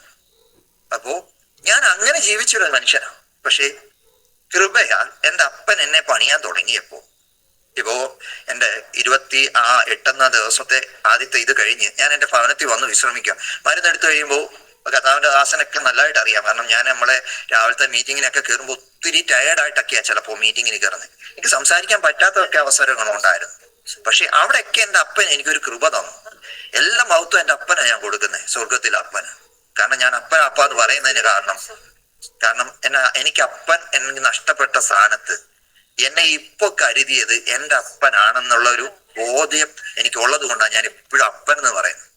അപ്പോ ഞാൻ അങ്ങനെ ആ ട്രീറ്റ്മെന്റ് ഒക്കെ കഴിഞ്ഞ് എൻ്റെ വീട്ടിൽ വരുമ്പോൾ നിങ്ങളിൽ എത്ര പേര് മരണം മുഖാമുഖം കണ്ടിട്ടുണ്ടെന്ന് എനിക്കറിയത്തില്ല. ആരെങ്കിലും ഉണ്ടെങ്കിൽ ഒന്ന് കൈപൊക്കിയോ, ഈ വീഡിയോ ഓണാക്കിയിരിക്കുന്നവരോ അല്ലെങ്കിൽ ഒരു ഇതിടിയോ ചെയ്യാമോ? ചോദ്യം കൂടെ ചോദിക്കാം കേട്ടോ. എൻ്റെ ഫാമിലി ആയതുകൊണ്ടും ഞാൻ എല്ലാവരെയും ബഹുമാനിക്കുകയും ചെയ്യുന്നത് കൊണ്ട് പറയുന്നത്. ഇപ്പൊ നമ്മുടെ റീനാൻറ്റി പറഞ്ഞു ആന്റി മരണത്തെ കണ്ടതാണ്. അപ്പം ആന്റിക്ക് അതിന്റെ അവസ്ഥ മനസ്സിലാവും. പക്ഷെ ഞാൻ ആ 31-ാം തീയതി രാത്രിയിൽ ഏകദേശം ഒരു 6 മണിയായപ്പോ എനിക്ക് പെയിൻ സ്റ്റാർട്ട് ചെയ്തു. എന്റെ വയറിനകത്ത് ഭയങ്കര പെയിൻ. അത് എത്ര പറഞ്ഞറിയിക്കാൻ പറ്റാത്തൊരു പെയിനാണ്. ഞാൻ ആദ്യമൊക്കെ കടിച്ചു പിടിച്ച് ഇങ്ങനെ നിന്നു, ആരടുത്തും പറയാതെ സഹിച്ച് നിന്നു. പക്ഷേ രാത്രി ഒരു 9 മണിയായപ്പോഴത്തേക്ക് എനിക്ക് സഹിക്കാൻ പറ്റാത്ത വേദന എൻ്റെ ശരീരത്തിൽ അനുഭവപ്പെടാൻ തുടങ്ങി. അനുഭവപ്പെടുമ്പോൾ ഞാൻ എൻ്റെ ബ്രദർ, എനിക്ക് വയ്യാത്തൊരവസ്ഥ, അതോടൊപ്പം എൻ്റെ ജീവിതത്തിലെ കുറച്ച് തകർച്ചകളുടെ അവസ്ഥയിൽ എൻ്റെ ബ്രദർ പെട്ടെന്ന് അവൻ നാട്ടിലേക്ക് കടന്നു വന്നാൽ അവനും ആയിട്ടാണ് ഞങ്ങൾ ആദ്യത്തെ ട്രീറ്റ്മെന്റിന് പോകും. വീട്ടിൽ വന്നു കഴിഞ്ഞപ്പോൾ ഞാൻ പെയിൻ കൊണ്ട് പൊളയാണ്. 9 മണി തൊട്ട്, നിങ്ങൾ ആരെങ്കിലും ഇത്രയും ഛർദ്ദിച്ചിട്ടുണ്ടോന്ന് എനിക്കറിയില്ല, പക്ഷെ ഞാൻ ഛർദ്ദിച്ച പോലെ ആരും ഛർദ്ദിച്ച് കാണാൻ ഒരു ചാൻസും ഇല്ല. കാരണം രാത്രി 9 മണി തൊട്ട് രാവിലെ 5:30 വരെ ഞാൻ നിർത്താതെ ഛർദ്ദിച്ചു. ആ നിർത്താതെ ഛർദ്ദിക്കുന്നതോടൊപ്പം തന്നെ ഞാൻ വേദന കൊണ്ട് പൊളയുക. കാരണം എന്നെ ഓർത്ത് എനിക്ക് വേണ്ടി അപ്പോ കരയാൻ എൻ്റെ മാതാവും എൻ്റെ സഹോദരനും മാത്രമേ ഉള്ളായിരുന്നു. കാരണം ഞാൻ മരണത്തോട് അടുത്തോണ്ടിരിക്കുന്ന സമയം ഞാൻ ഇങ്ങനെ ചിന്തിച്ചിട്ടുണ്ട്, കർത്താവേ ഞാൻ നാളെ ജീവനോടില്ല, എൻ്റെ ചർച്ചുകാർ വരും, എല്ലാരും വന്ന് എന്നെ കൊണ്ടുപോകും, അല്ലെങ്കിൽ ഞാൻ കർത്താവിന്റെ, അപ്പോഴും എനിക്ക് വിശ്വാസമില്ല കേട്ടോ, ഞാൻ സ്വർഗത്തിൽ പോകുന്നൊന്നും വിശ്വാസമൊന്നുമില്ല, എന്നെ അടക്കും, അങ്ങനെ കൊണ്ടുപോയി അടക്കും എന്നുള്ളൊരു ചിന്തയേ ഉള്ളൂ. കാരണം ഞാൻ യഥാർത്ഥമായിട്ട് ദൈവസന്നിധിയിൽ ഒരു തീരുമാനം എടുക്കുകയോ അല്ലെങ്കിൽ അങ്ങനെ ഒരു ചിന്തയിലേക്ക് പോകുന്ന ഒരു വ്യക്തിയല്ലായിരുന്നു. കാരണം ഞാൻ ലോകപരമായിട്ട് എൻ്റെ ജോലി അങ്ങനെയുള്ളൊരു തലത്തിലൂടെ പോയ ഒരു വ്യക്തി. ഞാൻ വിശ്വാസിയാണെന്ന് വെച്ചാൽ വിശ്വാസിയായിരുന്നു, പ്രാർത്ഥിക്കുമെന്ന് വെച്ചാൽ പ്രാർത്ഥിക്കും, അത് ചുരുക്കത്തിൽ പ്രാർത്ഥിച്ചു വിടും. കഷ്ടതകളും പ്രയാസങ്ങളും ഒക്കെ ജീവിതത്തിൽ വരുന്ന സമയത്തും കർത്താവ് തകർത്ത് കളയാതെ അല്ലെങ്കിൽ ഉടച്ചു കളയാതെ എന്നെ പണിഞ്ഞുകൊണ്ട് വരികയാണ്. ആ രാത്രി ഞാൻ കർത്താവിന്റെ സന്നിധിയിൽ ഒരു തീരുമാനമുണ്ട്. അപ്പൊ ഞാൻ പ്രാർത്ഥിച്ചു. അപ്പൊ എൻ്റെ ചിന്തകളും എൻ്റെ ഒക്കെ അങ്ങനെ പോകുന്ന സമയത്ത് എൻ്റെ മാതാവിരുന്ന് എനിക്ക് തടവി തരുന്നു. എൻ്റെ ബ്രദർ എൻ്റെ മരണം കാണാൻ വയ്യ എന്ന് പറഞ്ഞ് അവൻ ഹാളിൽ വന്നിരുന്ന് കരയുക, കർത്താവിനോട് കരഞ്ഞുകൊണ്ടിരിക്കുക. കർത്താവെ വിളിക്കരുതേ, കാരണം വിളിച്ചു കഴിഞ്ഞാൽ ഞങ്ങൾ ഈ ലോകത്ത് അല്ലെങ്കിൽ ഞങ്ങളുടെ ദേശത്ത് ഒരു നിന്ദാപാത്രമായി, അല്ലെങ്കിൽ കർത്താവിനെ അറിഞ്ഞതുകൊണ്ട്, കർത്താവിനെ സ്നേഹിച്ചതുകൊണ്ട്, കർത്താവിന് വേണ്ടി ഇറങ്ങിയത് കൊണ്ട് ഒരു നിന്ദാപാത്രമായി തീരുമെന്ന് ആർക്കും ചിന്തിക്കാവുന്ന ഒരു തലമായിരുന്നു. പക്ഷെ ആ രാത്രിയിൽ ഞാൻ മരണത്തെ കണ്ട് എൻ്റെ നരമ്പൊക്കെ ബഡ്ജായി, എൻ്റെ തലയിലെ നരമ്പൊക്കെ ഇങ്ങനെ വീങ്ങി വരികയാണ്. പക്ഷേ കൃപയാൽ ആ രാത്രി ഞാൻ അപ്പനോട് ഒറ്റ കാര്യം പറഞ്ഞു. ഞാൻ എൻ്റെ കുറവുകളെ ഏറ്റു പറഞ്ഞു. ഞാനൊരു സാധാരണ മനുഷ്യനാണ്, അപ്പൊ നീ എന്നോട് ക്ഷമിക്കണം, എൻ്റെ ജീവിതത്തിൽ കുറവുകൾ വല്ലതും ഉണ്ടെങ്കിൽ ക്ഷമിക്കണം, കർത്താവിനോട് ചോദിച്ചു. ഞാൻ അപ്പനടുത്ത് പറഞ്ഞ ഒറ്റ കാര്യമുള്ളൂ, അപ്പ എനിക്ക് ഒരു ദിവസം നീ ആയുസ് തരണം, ഒറ്റ ദിവസം, എനിക്ക് വേറൊന്നും വേണ്ട. അതും നീ തരുന്ന ഒരു ദിവസം ഞാൻ ആരെങ്കിലും ഒരാളോടെങ്കിലും സുവിശേഷം പറയാൻ, അല്ലെങ്കിൽ കർത്താവ് എന്നെ നേരത്തെ നടത്തിയ വിധങ്ങൾ, എൻ്റെ അപ്പൻ ഞങ്ങൾക്ക് വേണ്ടി ഒരുക്കിയ ചില നന്മകൾ അവരോട് പറയാൻ ഒരവസരം നീ തരണേ എന്ന് പറഞ്ഞു. എനിക്ക് ഒരാളെങ്കിലും ക്രിസ്തുവിന് വേണ്ടി നേടണം എന്നൊരാഗ്രഹം എൻ്റെ ചിന്തയിലും എൻ്റെ ഇതിലും വന്നതുകൊണ്ട് ഞാൻ എൻ്റെ അപ്പനോട് പറഞ്ഞു. അപ്പം ആ സമയത്ത് ഒരു 5:30 ആയപ്പോ എൻ്റെ ബ്രദർ വന്ന് എനിക്ക് വേണ്ടി പ്രാർത്ഥിച്ചു. എൻ്റെ മാതാവ് എൻ്റെ അടുത്തിരുന്ന് എനിക്ക് തടയി തന്നു. ആരും ഉറങ്ങുന്നില്ല, എല്ലാരും ഞാൻ മരിക്കും എന്നുള്ളത്. കാരണം എൻ്റെ ബ്രദറിന് അറിയാം, കാരണം മൂന്നാമത്തെ സ്റ്റേജ് കഴിഞ്ഞ്. അപ്പോ എന്തായാലും അവന്റെ കാര്യം ഇങ്ങനെ എന്താ പറയുക, ലോകത്തിൽ ചിന്തിക്കുകയാണെങ്കിൽ മൂന്നാമത്തെ സ്റ്റേജ് കഴിഞ്ഞ് ആ ഒരു പെയിനിലൂടെ പോകുമ്പോൾ അവൻ മരണത്തിലോട്ട് പോവുകയാണ്. പക്ഷെ ആ സമയത്ത് വചനത്തിൽ ഇങ്ങനെ കാണുന്നുണ്ട്, ഹാഗാർ തന്റെ കുഞ്ഞിനെ ഒരിടത്ത് ആക്കിയിട്ട് ഒരമ്പ് ദൂരെ പോയിരുന്ന് അവൾ കരയുന്നൊരു അവസ്ഥയുണ്ട്. ആ കരയുന്ന സമയത്ത് അവള് തന്റെ കുഞ്ഞിന്റെ എന്താ പറഞ്ഞ മരണം കാണണ്ട എന്ന് പറഞ്ഞാണ് അവൾ കരഞ്ഞുകൊണ്ടിരുന്നത്, അല്ലെ? അവൾ ആ കരയുന്ന സമയത്ത് അവളെ കണ്ണ് നിറഞ്ഞു. അവള് കണ്ണ് നിറഞ്ഞപ്പോ ആ കുഞ്ഞിന്റെ കരച്ചില് ദൈവസന്നിധിയിൽ എത്തുകയും അവള് കണ്ണ് നിറഞ്ഞ സമയത്ത് അവള് കാണുന്ന നീരുറവ, അല്ലെ? അതേപോലെ എൻ്റെ ജീവിതത്തിലും എൻ്റെ മാതാവും എൻ്റെ സഹോദരനും കരഞ്ഞ കരച്ചിലും ഞാൻ കരഞ്ഞ കരച്ചിലും എൻ്റെ അപ്പൻ കേട്ടു. എൻ്റെ അപ്പൻ കേട്ടിട്ട് എൻ്റെ അപ്പൻ ആ സമയത്ത് എൻ്റെ ബ്രദറിലൂടെ എന്നോട് സംസാരിച്ചു. ഇങ്ങനെ പറഞ്ഞേ, അച്ഛാ പ്രാർത്ഥിച്ചു, എന്നിട്ട് പറഞ്ഞു ഞാനൊന്ന് ഉറങ്ങി. ആ 5:30 കഴിഞ്ഞപ്പോ ഒന്ന് ഉറങ്ങി. അത് കഴിഞ്ഞിട്ട് അവൻ എൻ്റെ അടുത്ത് വന്ന് വീണ്ടും പ്രാർത്ഥിച്ചു. എന്നിട്ട് പറഞ്ഞ കാര്യമാണ്, അച്ഛാ 40 വർഷം നീ ഈ ലോകത്തിൽ ജീവിച്ചു, പക്ഷെ എൻ്റെ അപ്പൻ നിനക്ക് ആയുസിനെ മടക്കി തരും. നിന്റെ ആയുസ് ഇത്രയും വർഷം കൂടെ നീ ഇത്ര നാൾ ഈ ലോകത്തായിരുന്നു, അത്രയും നാളും കൂടെ നിനക്ക് ജീവിക്കാനുള്ള ആയുസ നിന്റെ അപ്പൻ തന്നെ. പക്ഷെ അപ്പോഴും എനിക്ക് വലിയ വിശ്വാസമൊന്നുമില്ല, കാരണം ഞാനിത് ഗൂഗിളൊക്കെ ചെയ്യുമ്പോൾ 3ാമത്തെ സ്റ്റേജ് ക്രിട്ടിക്കലാണ്, അത് കഴിഞ്ഞ അടുത്തത് 4ാമത്തെയാണ്. ഈ സമയങ്ങളിൽ തന്നെ എൻ്റെ ശരീരത്തെ ഓരോ ഓർഗൻസും, എൻ്റെ ആദ്യത്തെ പെറ്റ് സ്കാൻ എടുത്തു. പെറ്റ് സ്കാൻ എടുക്കുമ്പോൾ എൻ്റെ ശരീരത്തെ പല ഭാഗങ്ങളും, എൻ്റെ നെക്കില്, എൻ്റെ ലിംഫിന്റെ പല ഭാഗങ്ങളിലും ഇത് സ്പ്രെഡായി കഴിഞ്ഞു. ഇതൊക്കെ ഞാൻ ഗൂഗിൾ ചെയ്യുമ്പോൾ, ഈ റിപ്പോർട്ട് കിട്ടുമ്പോൾ ഞാൻ എടുത്ത് ഗൂഗിൾ ചെയ്യും, വേറെ അടുത്ത് ചോദിക്കാൻ വയ്യാത്തത് കൊണ്ട്. ഇതൊക്കെ റിപ്പോർട്ട് ഗൂഗിളിന് കൊടുക്കുമ്പോൾ അത് പറയും ഇന്നതാ സംഭവം, നിന്റെ ഇത് ഇന്ന സ്റ്റേജാണ്. പക്ഷെ ഞാൻ ഇതൊക്കെ ചെയ്യുമ്പോഴും സ്വർഗത്തിൽ അപ്പൊ എന്നെ തൊട്ട രാത്രിയാണ്. അപ്പൊ ഞാൻ ആ തൊട്ട രാത്രിയിൽ അപ്പൊ ഇങ്ങനെ പറയുന്ന വചനത്തില് 118 സങ്കീർത്തനത്തിന്റെ 17 വാക്യത്തിൽ ഇങ്ങനെ പറയുന്നു, ഞാൻ മരിക്കയില്ല, ഞാൻ ജീവനോടിരുന്ന് യഹോവയുടെ പ്രവർത്തികളെ വർണ്ണിക്കും. ഞാൻ ധൈര്യമായിട്ട് ഇപ്പം പറയുന്ന ഒറ്റ കാര്യമേ ഉള്ളൂ, ഞാൻ മരിക്കയില്ല, ഞാൻ ജീവനോടിരുന്ന് യഹോവയുടെ പ്രവർത്തികളെ വർണ്ണിക്കും. അപ്പന്റെ പ്രവർത്തികളെ വർണ്ണിക്കാനാണ് എന്നെ അപ്പനാക്കി വെച്ചിരിക്കുന്നത്. ധൈര്യമായിട്ട് പറയാം.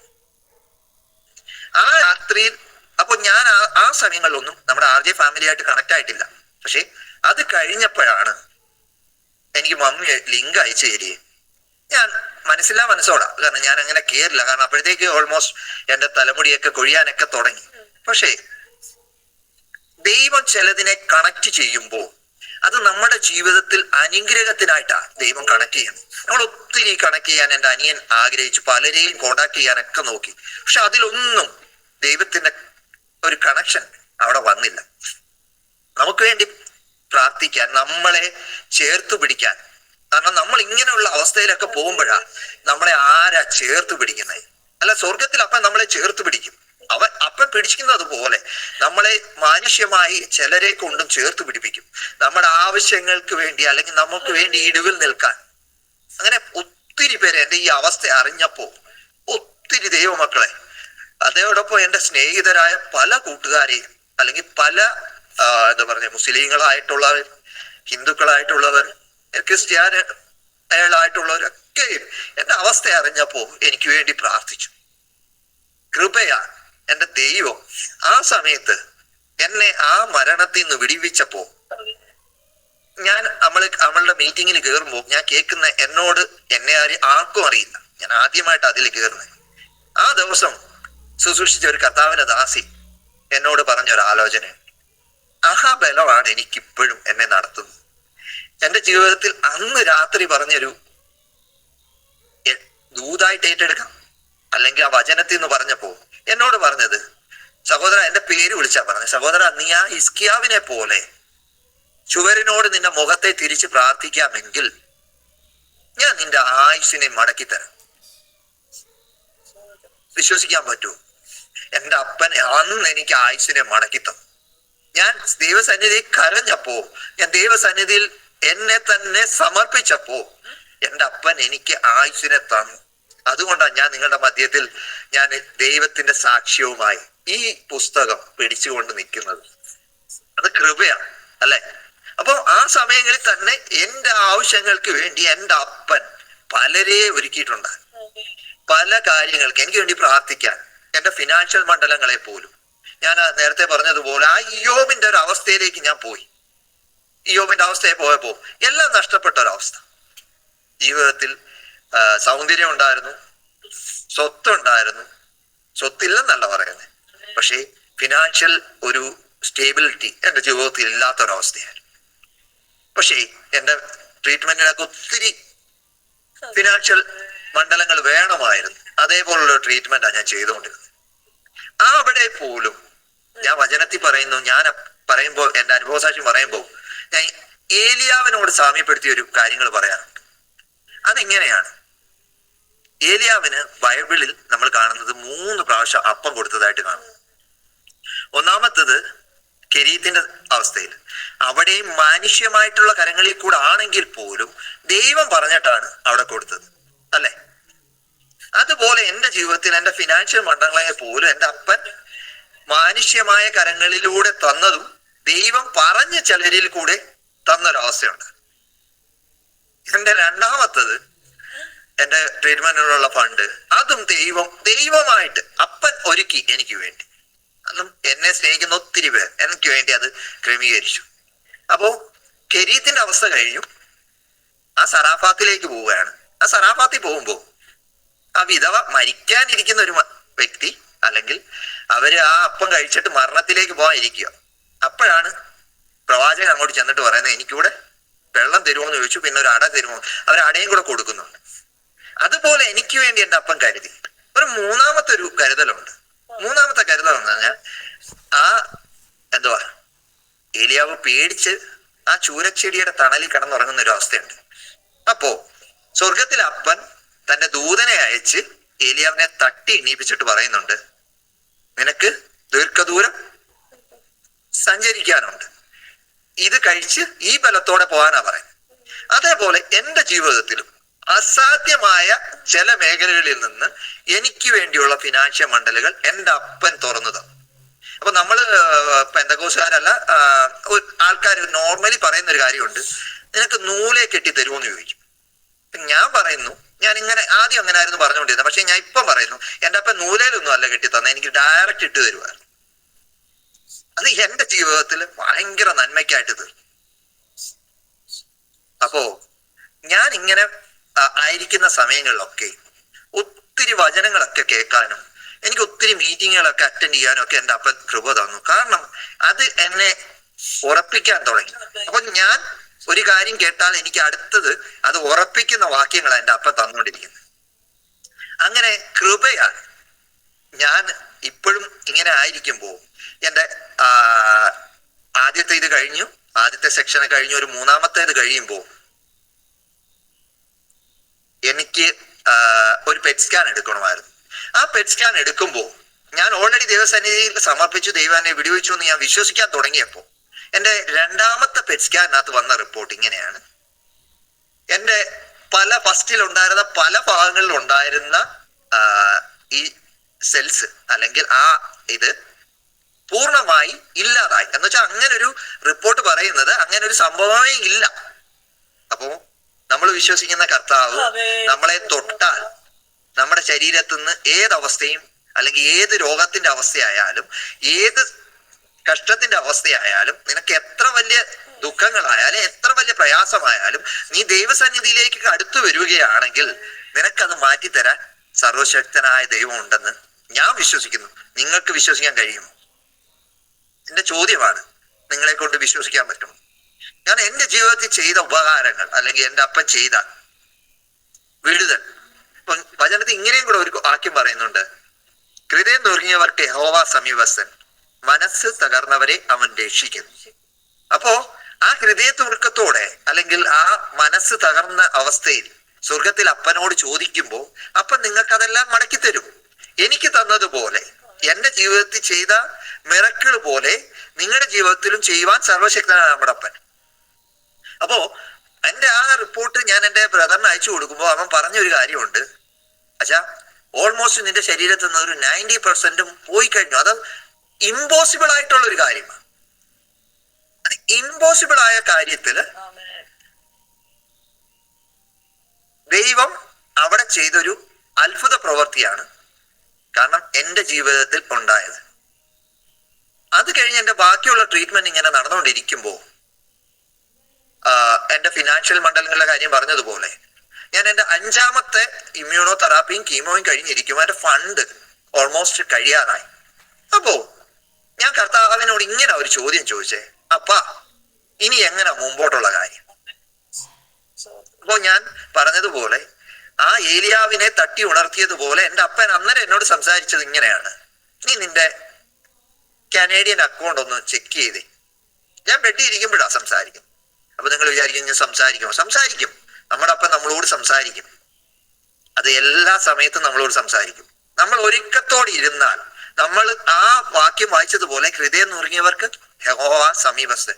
നീ ആ ഹൃദയ നുറുക്കത്തോടെ ദൈവത്തിന്റെ സന്നിധിയിൽ ഇരിക്കുമ്പോൾ നിനക്ക് വേണ്ടി തുറക്കുന്ന ഒരു കരമുണ്ട്, നിനക്ക് വേണ്ടി കരുതുന്ന ഒരു കരമുണ്ട്. ഈ എന്റെ ഞാൻ ദൈവവചനത്തിലൂടെ സംസാരിക്കുമ്പോൾ എന്റെ ശബ്ദം കേൾക്കുന്ന നിങ്ങളുടെ ഓരോരുത്തരുടെയും അവസ്ഥകളെ, നിങ്ങളുടെ ഓരോരുത്തരുടെയും ഹൃദയ നുറുക്കത്തെ എന്നേക്കാൾ അറിയാവുന്നത് നിങ്ങളുടെ അടുത്തിരിക്കുന്ന ആൾക്കാരെക്കാളും കൂടുതലായിട്ട് സ്കാൻ ചെയ്യാൻ കഴിയുന്ന ഒരു അപ്പനെയാണ് ഞാൻ വിശ്വസിക്കുന്നത്. നിങ്ങളും അങ്ങനെയാ വിശ്വസിക്കുന്നത്. ആ അപ്പൻ നിങ്ങളുടെ ആ നുറുക്കത്തെ, ഹൃദയത്തിന്റെ നുറുക്കത്തെ മനസ്സിലാക്കി നിങ്ങൾക്ക് വേണ്ടി കരുതാൻ സർവശക്തനാണ്. അപ്പൊ എനിക്ക് വേണ്ടുള്ള ഫണ്ട് പോലും എന്റെ സ്വർഗത്തിൽ അപ്പൻ അവിടെ എനിക്ക് വേണ്ടി ഒരുക്കി തന്നു. അത് ഞാൻ ചോദിക്കുന്നതിന് 4 ദിവസം മുമ്പേ എന്റെ അക്കൗണ്ടിൽ ഇട്ടു തന്നു. 4 ദിവസം മുമ്പേ എനിക്ക് വേണമെങ്കിൽ ചെക്ക് ചെയ്യാൻ പറഞ്ഞു, പക്ഷെ ഞാൻ ചെക്ക് ചെയ്തിട്ടില്ല. പക്ഷെ എന്റെ നീഡ്സ് എപ്പോഴാണ്, നിങ്ങളുടെ ഓരോരുത്തരെയും നീഡ്സ് എപ്പോഴാണ്, നമ്മൾ ചിലപ്പം പറയും, യോ കർത്താവേ ഞാൻ ഒത്തിരി നാൾ കൊണ്ട് പ്രാർത്ഥിക്കുന്നു, വർഷങ്ങളായിട്ട് ഞാൻ ഓരോ വിഷയങ്ങൾക്ക് വേണ്ടി പ്രാർത്ഥിക്കുന്നു, എനിക്ക് വിടുതലില്ല, അല്ലേ? നമ്മൾ പലപ്പോഴും ദൈവസന്നിധിയിൽ ഇങ്ങനെ പിറുവിറുക്കാറില്ലേ? അപ്പ ഇത്രയും നാളെ ഞാൻ നിന്നെ വിശ്വസിച്ചു, നിനക്ക് നിന്റെ വേല ചെയ്യുന്നു, നിനക്ക് വേണ്ടി ഞാൻ ഇറങ്ങുന്നു, ഞാൻ നിനക്ക് വേണ്ടി ഇതൊക്കെ ചെയ്തു എന്നൊക്കെ നമ്മൾ മാനുഷികമായിട്ട് ചിന്തയിൽ പറയും. പക്ഷെ ഞാൻ പറയുന്നു, നിന്റെ നീഡ്സ് എപ്പോഴാ, നിനക്ക് എപ്പോഴാ വേണ്ടേ, ആ സമയത്താ നിനക്ക് വേണ്ടി സ്വർഗത്തിൽ അപ്പൻ ഒരുക്കുന്നത്. എന്റെ നീഡ്സിനനുസരിച്ച് എനിക്ക് എപ്പോ വേണം എന്റെ അപ്പൻ അറിയാമായിരുന്നു. എന്റെ അപ്പൻ ആ സമയത്ത് തന്നെ എനിക്ക് വേണ്ടി കരുതി. ഞാൻ 5ാമത്തെ കഴിഞ്ഞ് എന്റെ ഇതൊക്കെ കഴിഞ്ഞ് വീട്ടിൽ വന്ന് റെസ്റ്റ് ചെയ്യുമ്പോൾ ഞാൻ ഓൾറെഡി വീണ്ടും ഒരു മരണകരമായ അവസ്ഥയിലേക്ക് പോയി. അപ്പോ ഞാനിങ്ങനെ മാനുഷ്യമായ ചിന്തയിൽ പറഞ്ഞു, അപ്പാ എനിക്ക് ഈ പെയിൻ സഹിക്കാൻ വയ്യ. അപ്പോ ഞാൻ ഒത്തിരി കരഞ്ഞു. കാരണം ഞാൻ ഒത്തിരി കരഞ്ഞിട്ട് അപ്പനടുത്ത് പറഞ്ഞു, അപ്പാ എനിക്ക് ഇനി മുമ്പോട്ട് പോകാൻ പറ്റുന്നതില്ല, എന്റെ ഓൾറെഡി ശരീരം ക്ഷയിച്ചു, എനിക്ക് ബലമില്ല, എനിക്ക് പെയിൻ സഹിക്കാൻ വയ്യ. അപ്പാ നിന്റെ ഹിതം എന്നിൽ നടക്കണേ, നിന്റെ ഹിതം എന്റെ ജീവിതത്തിൽ നടക്കണേ. അപ്പാ നിന്റെ ഹിതം, ഞാൻ നിന്റെ സന്നിധിയിലേക്ക് തിരിച്ചു വരാനാണെങ്കിൽ അങ്ങനെ ആവട്ടെ. കാരണം എനിക്ക് അപ്പം ഉറപ്പുണ്ട്, ഞാൻ അപ്പം മരിച്ചാൽ ഞാൻ 100% ഞാൻ സ്വർഗത്തിൽ പോകുന്ന എനിക്ക് വിശ്വാസമുണ്ട്. കാരണം ഞാൻ നമ്മുടെ ഹൃദയം കർത്താവിന്റെ സന്നിധിയിൽ പകരുമ്പോൾ, ദൈവസന്നിധിയിലേക്കും നമ്മുടെ കുറവുകളെ ഏറ്റു പറയുമ്പോൾ നമ്മുടെ അപ്പൻ നമ്മളെ കരുതും. ഞാൻ അത് കഴിഞ്ഞ് ഞാൻ ഇതിന്റെ ഇടയ്ക്ക് ഒരു കാര്യം പറയാം. ഞാൻ ഒന്ന് വിട്ടുപോയ ഒരു കാര്യമാണ്. നിങ്ങളുടെ ആരെങ്കിലും നട്ടല് കിഴിച്ചിട്ടുണ്ടോ? എന്നുവെച്ചാൽ നിങ്ങളുടെ ശരീരം ഡ്രില്ല് ചെയ്യുന്നത് പോലെ നട്ടല് കിഴിച്ചിട്ടുണ്ടോ? ഒരു ചോദ്യമാണ്. നിങ്ങൾക്ക് ഉത്തരം പറയാം, പെട്ടെന്ന് പറയണം, കാരണം നമ്മുടെ സമയം ഇങ്ങനെ ഓടിക്കൊണ്ടിരിക്കുക. അപ്പോ ഞാൻ ചോദിക്കുന്ന ഒരു ചോദ്യമാ, ആരെങ്കിലും നട്ടല് കിഴിച്ചിട്ടുണ്ടോ? ഇല്ലെന്ന് വിശ്വസിക്കുന്നു. പക്ഷെ എന്റെ അപ്പൻ എന്റെ നട്ടല് കിഴിച്ചു. കാരണം ഡോക്ടർമാർക്ക് പോലും എൻ്റെ 3ാമത്തെ സ്റ്റേജ് കഴിഞ്ഞതുകൊണ്ടും അല്ലെങ്കിൽ 3ാമത്തെ സ്റ്റേജിലായതുകൊണ്ടും അവർക്ക് ഡൗട്ട് എൻ്റെ മജ്ജയിലൊക്കെ ഇത് പടർന്നിട്ടുണ്ട്, അല്ലെങ്കിൽ എൻ്റെ ഓർഗൻസ് ചെക്ക് ചെയ്തപ്പോൾ ഓർഗൻസ് എല്ലാം ഓക്കെയാണ്. എൻ്റെ അപ്പൻ അവിടെ ഒന്നും തൊട്ടില്ല. പക്ഷേ എൻ്റെ നട്ടല് കിഴിക്കുന്ന സമയത്ത് അതൊത്തിരി പെയിൻഫുള്ളാണ്. അത് പറഞ്ഞറിയിക്കാൻ പറ്റാത്ത പെയിൻഫുള്ളാണ്. ഞാൻ പഠിച്ചിട്ടുള്ളതും ഞാൻ കേട്ടിട്ടുള്ളതും സഹോദരിമാര് ഡെലിവറിയുടെ സമയത്താണ്, നോർമൽ ഡെലിവറി കേട്ടോ, സിസേറിയൻ അല്ല, നോർമൽ ഡെലിവറിയുടെ സമയത്താണ് ഏറ്റവും കൂടുതൽ പെയിൻ അനുഭവിക്കുന്നത്. പക്ഷെ ഞാൻ പറയും അതൊന്നുമല്ല, നിങ്ങളുടെ നട്ടലൊന്ന് കിഴിക്കാൻ തുടങ്ങുകയാണെങ്കിൽ അതാണ് ഏറ്റവും വലിയ പെയിൻ. എൻ്റെ 3 പ്രാവശ്യമാണ് എൻ്റെ എല്ലിനകത്ത് കിഴിക്കാൻ വേണ്ടി അവർ സ്പോട്ട് അടിച്ചത്. അത്രയ്ക്കും പെയിൻ. ഞാൻ അപ്പോഴും പറയുന്ന ഒറ്റ കാര്യമേ ഉള്ളൂ. ഞാൻ ദൈവസേനയിൽ കരഞ്ഞുകൊണ്ട് പറഞ്ഞു, ഞാൻ കരയുക. ഞാൻ പറഞ്ഞു, അപ്പാ, എൻ്റെ സുഹൃത്തുക്കൾക്കോ എൻ്റെ സ്നേഹിതർക്കോ അല്ലെങ്കിൽ ഞാൻ അറിയുന്നവർക്കോ എന്നോടൊപ്പം സഹകരിച്ചവർക്കോ എന്നെ തള്ളിക്കളഞ്ഞവർക്കോ ആർക്കും ഈ അവസ്ഥ വരുത്തല്ലേ. എൻ്റെ അപ്പ ഈ അവസ്ഥയിലേക്ക് കടന്നു വന്ന ഒത്തിരി ഭയാനമാണ്. കാരണം ഞാൻ കേട്ടിട്ടുണ്ട്, കാരണം പലരും നട്ടലിന്ന് ഇഞ്ചക്ട് ചെയ്ത് ഇത് വലിച്ചെടുത്തേക്ക് കേട്ടിട്ടുണ്ട്. ഇത് നക്കയും. പക്ഷെ ഞാനത് അനുഭവിച്ച വ്യക്തിയായതുകൊണ്ട് ഞാൻ പറയാണ്, ഭയങ്കര പെയിൻഫുള്ളാണ്. നമ്മൾ കടന്നു പോകുന്ന ഒരു സാഹചര്യം ഉണ്ടല്ലോ, അത് ഭയങ്കര പെയിൻഫുള്ളായി. ജീവിതത്തിൽ പലതും നഷ്ടപ്പെട്ട് പലതും ഇല്ലായ്മയായി. പെയിൻ എന്ന് വെച്ചാൽ ശാരീരികമായിട്ടും പെയിൻ, മാനസികമായിട്ടും പെയിൻ. പക്ഷേ അവിടെയൊക്കെ നിൽക്കാനുള്ള ഒരു കൃപ എൻ്റെ സ്വർഗത്തിൽ അപ്പം തന്നെ. ദൈവത്തിന്റെ ദയയാണ്, എന്നോട് കാണിച്ച ദൈവത്തിന്റെ ഒരു ദയയാണ്. കർത്താവ് എന്നെ അവിടെ നിലനിർത്തി. ഞാൻ ആദ്യത്തെ ഇത് കഴിഞ്ഞു. ലാസ്റ്റിൽ എൻ്റെ ട്രീറ്റ്മെന്റ് ലാസ്റ്റ് കാണുന്നത് മെയ് മാസങ്ങളിലൊക്കെ എൻ്റെ ട്രീറ്റ്മെന്റ് നടന്നുകൊണ്ടിരിക്കുന്നു. അതിൻ്റെ ഇടയ്ക്ക് അസഹ്യമായ വേദനകളും കാരണങ്ങളും ഒക്കെ വന്നു. 2ാമത്തെ മരണത്തോട് അടുത്തു. പക്ഷേ അവിടെ നിന്നൊക്കെ എൻ്റെ സ്വർഗത്തിൽ അപ്പൻ എന്നെ വിടുവിച്ചു. അപ്പൻ്റെ കൃപയാണ് ഞാൻ വീണ്ടും ആരോഗ്യത്തോടെ വന്നു. അപ്പോ ഞാൻ ഇത് ട്രീറ്റ്മെന്റ് എടുക്കുമ്പോൾ എൻ്റെ ഡോക്ടർ പറഞ്ഞ ഒരു കാര്യമുണ്ട്. ഞാൻ ഫസ്റ്റ് ഹോസ്പിറ്റലിൽ പോയി എൻ്റെ ബ്ലഡ് ടെസ്റ്റ് എടുക്കുമ്പോൾ എനിക്ക് ഏകദേശം 11 ഇതുള്ള എൻ്റെ ഹീമോഗ്ലോബിൻ ലെവൽ. ഹീമോഗ്ലോബിൻ എന്ന് പറഞ്ഞാൽ ചിലപ്പോൾ ഇതിനകത്ത് നേഴ്സുമാർ ഇരിപ്പുണ്ട്, മെഡിക്കൽ റിലേറ്റഡ് ആയിട്ടുള്ള ജോലിയൊക്കെ ചെയ്യുന്നവരൊക്കെ കാണാം. അവർക്കറിയാം നമ്മുടെ ശരീരത്തിൽ ബ്ലഡ് ക്ലോട്ട് ആവാൻ എന്നതും അതേപോലെ നമ്മുടെ ശരീരത്തിന് ഏറ്റവും ആവശ്യമുള്ള ഒരു സാധനം ഹീമോഗ്ലോബിൻ. ആ സാധനം 11 ഉണ്ടായിരുന്നത് പെട്ടെന്ന് 10 ആയി. എന്റെ ട്രീറ്റ്മെന്റ് എടുക്കുമ്പോൾ അത് 9.3 വന്നു. ആദ്യത്തെ ട്രീറ്റ്മെന്റ് എടുക്കുമ്പോൾ തന്നെ 9.3 വന്നു. അപ്പം ഒത്തിരി കെയർ ചെയ്യണം. എൻ്റെ അനിയനും പറയും, ഞാൻ റിപ്പോർട്ടൊക്കെ അയച്ചു കൊടുക്കുമ്പോൾ അവൻ പറയുന്നത് ഒത്തിരി കെയർ ചെയ്യണം വെച്ചാൽ ഇപ്പോഴത്തെ പ്രശ്നങ്ങളൊക്കെ ഉള്ളത് കൊണ്ട് ഇങ്ങനെ ഇരിക്കണം. ഇമ്മ്യൂണലി ആയിട്ട് ഞാൻ ഒത്തിരി ഡൗൺ ആണ്. ബട്ട് ഞാൻ ഇപ്പം ധൈര്യത്തോടെ പറയുന്ന ഒരു കാര്യമുണ്ട്, ആ 9.3 ആയിരുന്ന എന്നെ, കാരണം ട്രീറ്റ്മെന്റ് എടുക്കുമ്പോൾ ഡൗൺ ആവുമെന്ന് പറഞ്ഞ ഡോക്ടർമാരുടെ മധ്യത്തിൽ ഞാൻ ഓരോ ബ്ലഡ് ടെസ്റ്റ് എടുക്കുമ്പോഴും എൻ്റെ അത് അപ്പായിക്കൊണ്ടിരുന്നു. ഞാൻ ദൈവസന്നിധി എന്നെ തന്നെ സമർപ്പിച്ചപ്പോ അത് അപ്പാവാൻ തുടങ്ങി. അത് 9.3 എന്നുള്ളത് പിന്നെ വന്നിട്ടേ ഇല്ല. 10 ആയി, 11 ആയി, 12 ആയി, 12.3 ആയി, 12.8 ആയി, അത് 13 ആയി. ഞാൻ ലാസ്റ്റ് എൻ്റെ ബ്ലഡ് ടെസ്റ്റ് എടുത്തപ്പോ, അവസാനം എടുത്ത ബ്ലഡ് ടെസ്റ്റിനകത്ത് എനിക്ക് 14.3 ഉണ്ട്. ആ റിപ്പോർട്ട് എല്ലാം എൻ്റെ കയ്യിൽ എപ്പോഴും കാണും. ഞാൻ എവിടെ പോയാലും എൻ്റെ വണ്ടിയിലകത്ത് ഈ റിപ്പോർട്ടും കാര്യങ്ങളും ഒക്കെ എടുത്തിടും. കാരണം എൻ്റെ അപ്പൻ എന്നെ വിടുവിച്ച ഇത് പറയുമ്പോ, അല്ലെങ്കിൽ മറ്റുള്ളവർ ചോദിക്കും ഇതെങ്ങനെ സാധ്യമാ, നടക്കുമോ എന്ന് ചോദിക്കുന്നവർക്ക് കാണിക്കാൻ വേണ്ടി ഒരു പ്രൂഫിനാണ് എൻ്റെ കയ്യിൽ വെച്ചിരിക്കുന്നത്. അപ്പൊ എൻ്റെ ജീവിതത്തിൽ 7 എന്ന് പറയുന്നത് ഒരു ബ്ലെസ്ഡ് ആയിട്ടുള്ള ഒരു നമ്പർ. അത് എത്ര പേർക്ക് ഉൾക്കൊള്ളാൻ പറ്റുമെന്ന് എനിക്കറിയില്ല. പക്ഷെ ഞാൻ പറയുന്നു, ബൈബിൾ പ്രകാരമായിട്ട് 7 എന്ന് പറയുന്നത് ഒരു പൂർണ്ണതയാണ്.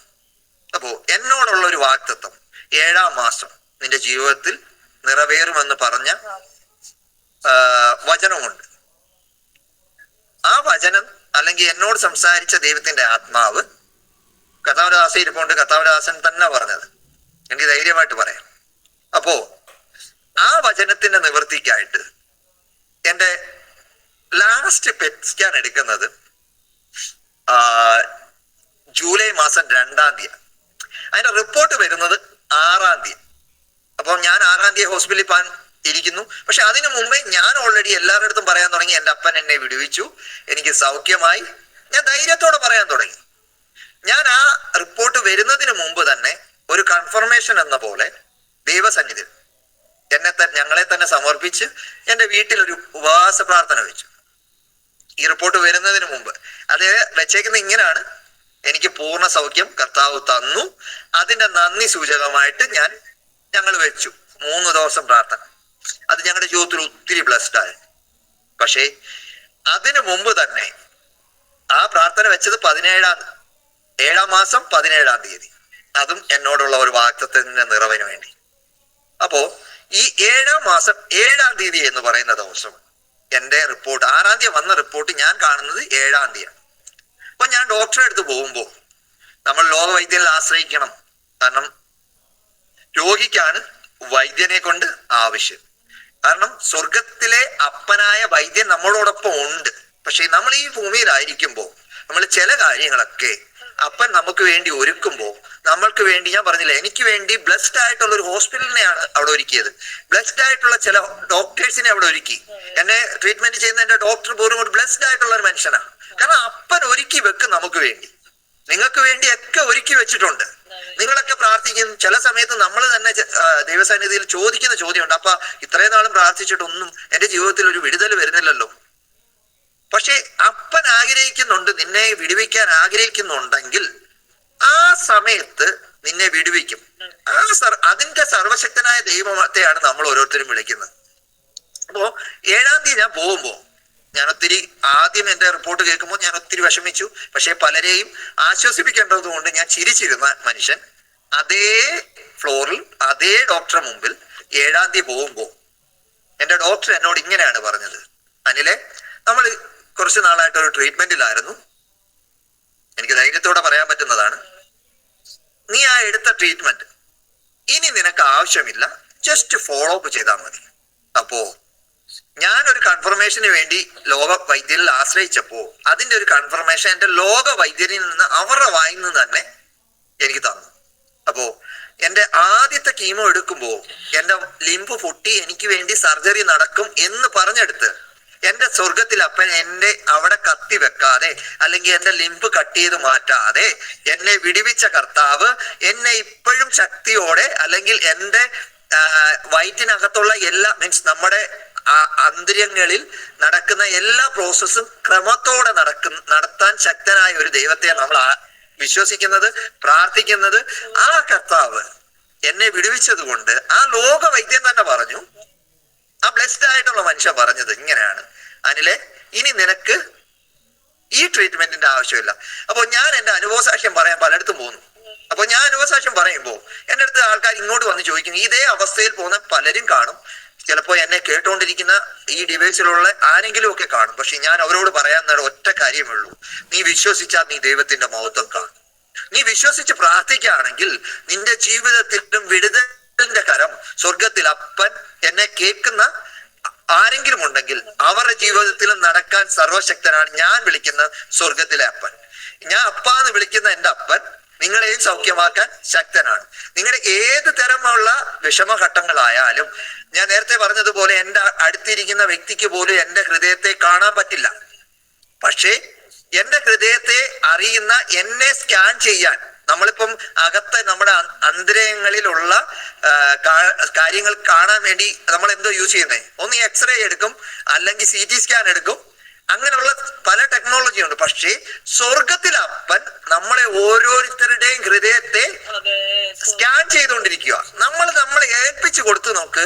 നീ ഏൽപ്പിച്ചു കൊടുത്താൽ നിന്റെ ജീവിതത്തിലും നിന്റെ അപ്പൻ നിന്റെ ഉള്ളിലുള്ള കാര്യങ്ങളെ അറിഞ്ഞ് നിനക്ക് വേണ്ടി പ്രവർത്തിക്കാൻ ശക്തനാണ്. അപ്പൊ ഞാൻ എന്റെ 7-ാമത്തെ ഇത് കഴിയുമ്പോൾ എന്റെ ഡോക്ടർ പറഞ്ഞപ്പോ ഞാൻ ഒരു വാക്യം കൂടെ വായിക്കാം. ഫിലിപ്പിയർ എഴുതിയ ലേഖനം. കാരണം അത് എന്റെ റൂമിൽ ഒട്ടിച്ചിരിക്കുന്ന ഒരു വാക്യമാണ്. ഞാൻ ആദ്യം എൻ്റെ ഈ മെഡിക്കൽ റിലേറ്റഡ് ആയിട്ടുള്ള കാര്യങ്ങളിലേക്ക് തീർന്നപ്പോൾ എൻ്റെ റൂമിൽ ഞാൻ ഒട്ടിക്കുകയും അത് വായിക്കുകയും ചെയ്തുകൊണ്ടിരുന്ന ഒരു വാക്യമാണ്. ഫിലിപ്പിയർക്ക് എഴുതിയ ലേഖനം 4-ാം അധ്യായം 13-ാം വാക്യം. ആർക്കെങ്കിലും ഒന്ന് വായിക്കാമോ? എന്നെ ശക്തനാക്കുന്നവൻ മുഖാന്തരം ഞാൻ സകലത്തിനും മതിയാകുന്നു. ഈ വചനം ഉണ്ടല്ലോ എന്നെ ഒത്തിരി ബലപ്പെടുത്തിയ വചനമാണ്. കാരണം ഞാനായിരുന്ന സാഹചര്യത്തിൽ, ഞാനായിരുന്ന മണ്ഡലത്തിൽ, ഞാൻ പറഞ്ഞില്ലേ, തകർച്ചയിലേക്ക് മാനുഷ്യമായിട്ടുള്ള ലോകത്തിലെ മനുഷ്യൻ ചിന്തിക്കുമ്പോ മരണം വരെ കണ്ട് പലരും ചോദിച്ച ചോദ്യമുണ്ട്, സീരിയസ് ആണോ, ഇനി അവൻ എത്ര നാളുണ്ട്, അവൻ ഇനി അധിക നാളില്ല, അല്ലെങ്കിൽ എന്റെ ഈ പേര് ഉൾപ്പെടെ ഞാൻ പറയാ, അനിൽ മാത്യു എന്ന വ്യക്തി ഇനി അധിക നാളില്ല എന്ന് ലോകം വരെ വിധി എഴുതിയ സ്ഥാനത്ത് എന്നോട് ചോദിച്ച ചോദ്യങ്ങളുണ്ട്. എന്നെ സ്നേഹിക്കുന്നവർ, ഞാൻ സ്നേഹിച്ചിരുന്നവർ പലരും ചോദിച്ചൊരു ചോദ്യമുണ്ട്, നീ ഇനി എത്ര നാളുണ്ട്, നിന്റെ സീരിയസ് ആണോ എന്നൊക്കെ ചോദിച്ചവരൊക്കെ ഉണ്ട്. അവരുടെ മധ്യത്തിൽ എനിക്ക് ധൈര്യത്തോടെ ഇപ്പം പറയാൻ പറ്റും, എന്നെ ശക്തനാക്കുന്നവൻ മുഖാന്തരം, എന്നെ ശക്തനാക്കുന്നവൻ മുഖാന്തരം ഞാൻ സകലത്തിലും മതിയായിരിക്കും. എൻ്റെ അപ്പൻ എന്നെ ശക്തനാക്കിയത് കൊണ്ട്, എന്നെ ബലപ്പെടുത്തിയത് കൊണ്ട് ഞാൻ സകലത്തിലും മതിയായിരിക്കുകയാണ്. എൻ്റെ ജീവിതത്തിൽ സകലതും നൽകി തന്നു. ഞാൻ പറഞ്ഞതുപോലെ എൻ്റെ ഹീമോഗ്ലോബിൻ ലെവൽ പോലും ആ 9 നിന്ന് ഈ ചുരുങ്ങിയ സമയം കൊണ്ട്, ചുരുങ്ങിയ കാലയളവ് കൊണ്ട് അതിനെ അപ്പാക്കി തരാൻ, എൻ്റെ ബ്ലഡിനെ ശുദ്ധീകരിക്കാൻ കഴിയുന്ന ഒരു അപ്പൻ ഉണ്ടെങ്കിൽ എത്ര സ്തുതിച്ചാ മതിയാവും, അല്ലെ? എത്ര നന്ദി പറഞ്ഞാൽ മതിയാവും. നിങ്ങൾ ഓരോരുത്തരും, എനിക്ക് നിങ്ങളോട് അത്രേ പറയാനുള്ളൂ, ഞാൻ നിങ്ങളെ ഒത്തിരി സ്നേഹിക്കുന്നവരാ. നിങ്ങൾ ഓരോരുത്തരും എനിക്ക് പറയാൻ, എൻ്റെ അപ്പൻ നിന്നെ ശക്തീകരിച്ചാൽ, നിന്റെ ജീവിതത്തിൽ നിന്നെ തൊട്ടാൽ, ഏത് വലിയ അസുഖമായിരുന്നാലും നീ യഥാർത്ഥമായിട്ട് ഹൃദയം നുറുങ്ങി നീ ദൈവസന്നിധിയിൽ കരയാൻ ഇടയായാൽ, നീ കരഞ്ഞാൽ, നിന്റെ കണ്ണീരിനെ കണ്ട് മറികടന്നു പോകുന്ന ഒരു ദൈവത്തെ അല്ല നിങ്ങൾ ഓരോരുത്തരും ആരാധിക്കുന്നത്. ഞാൻ പറയുന്നത്, നമ്മൾ കരയാൻ മനസ്സെടുക്കുവാണെങ്കിൽ ദൈവസന്നിധി നിന്റെ അല്ലെങ്കിൽ ആ ഹിസ്കിയാവിനെ പോലെ അല്ലെങ്കിൽ മുഖം ഭിത്തിയോട് തിരിച്ച് കർത്താവിനെ അല്ലെങ്കിൽ ആ കരയാൻ, കർത്താവിനോട് കരഞ്ഞ് അല്ലെങ്കിൽ കുറവുകളെ ഏറ്റു പറയാൻ സന്നദ്ധരാണെങ്കിൽ നിങ്ങളെ വിടുവിക്കാൻ സർവശക്തനാണ് ഞാൻ സേവിക്കുന്ന ദൈവം. അപ്പൻ അങ്ങനെയാണ് എന്നെ വിടുവിച്ചത്. അപ്പോ 7-ാം മാസം 7-ാം തീയതി, 7-ാം മാസം കഴിയാൻ പോവുകയാണ്. എൻ്റെ ജീവിതത്തിൽ എൻ്റെ അപ്പൻ അത്ഭുതം പ്രവർത്തിച്ചു. എൻ്റെ ജീവിതത്തിൽ ജനുവരി മാസം എന്ന് പറയുന്നത് ഒരു ബ്ലെസ്ഡ് വർഷമാണെങ്കിൽ പോലും ഒത്തിരി തീച്ചുളയുടെ അവസ്ഥയുണ്ടായിരുന്നു. പക്ഷെ അതിൽ നിന്നൊക്കെ എൻ്റെ അപ്പൻ എന്നെ വിടുവിച്ചു. എന്നെ വിടുവിച്ച് ഇത്രത്തോളം നടത്തി. ഒരു വാക്യം കൂടെ ഒന്ന് വായിക്കാമോ? യെശയ്യാവ് 41:10.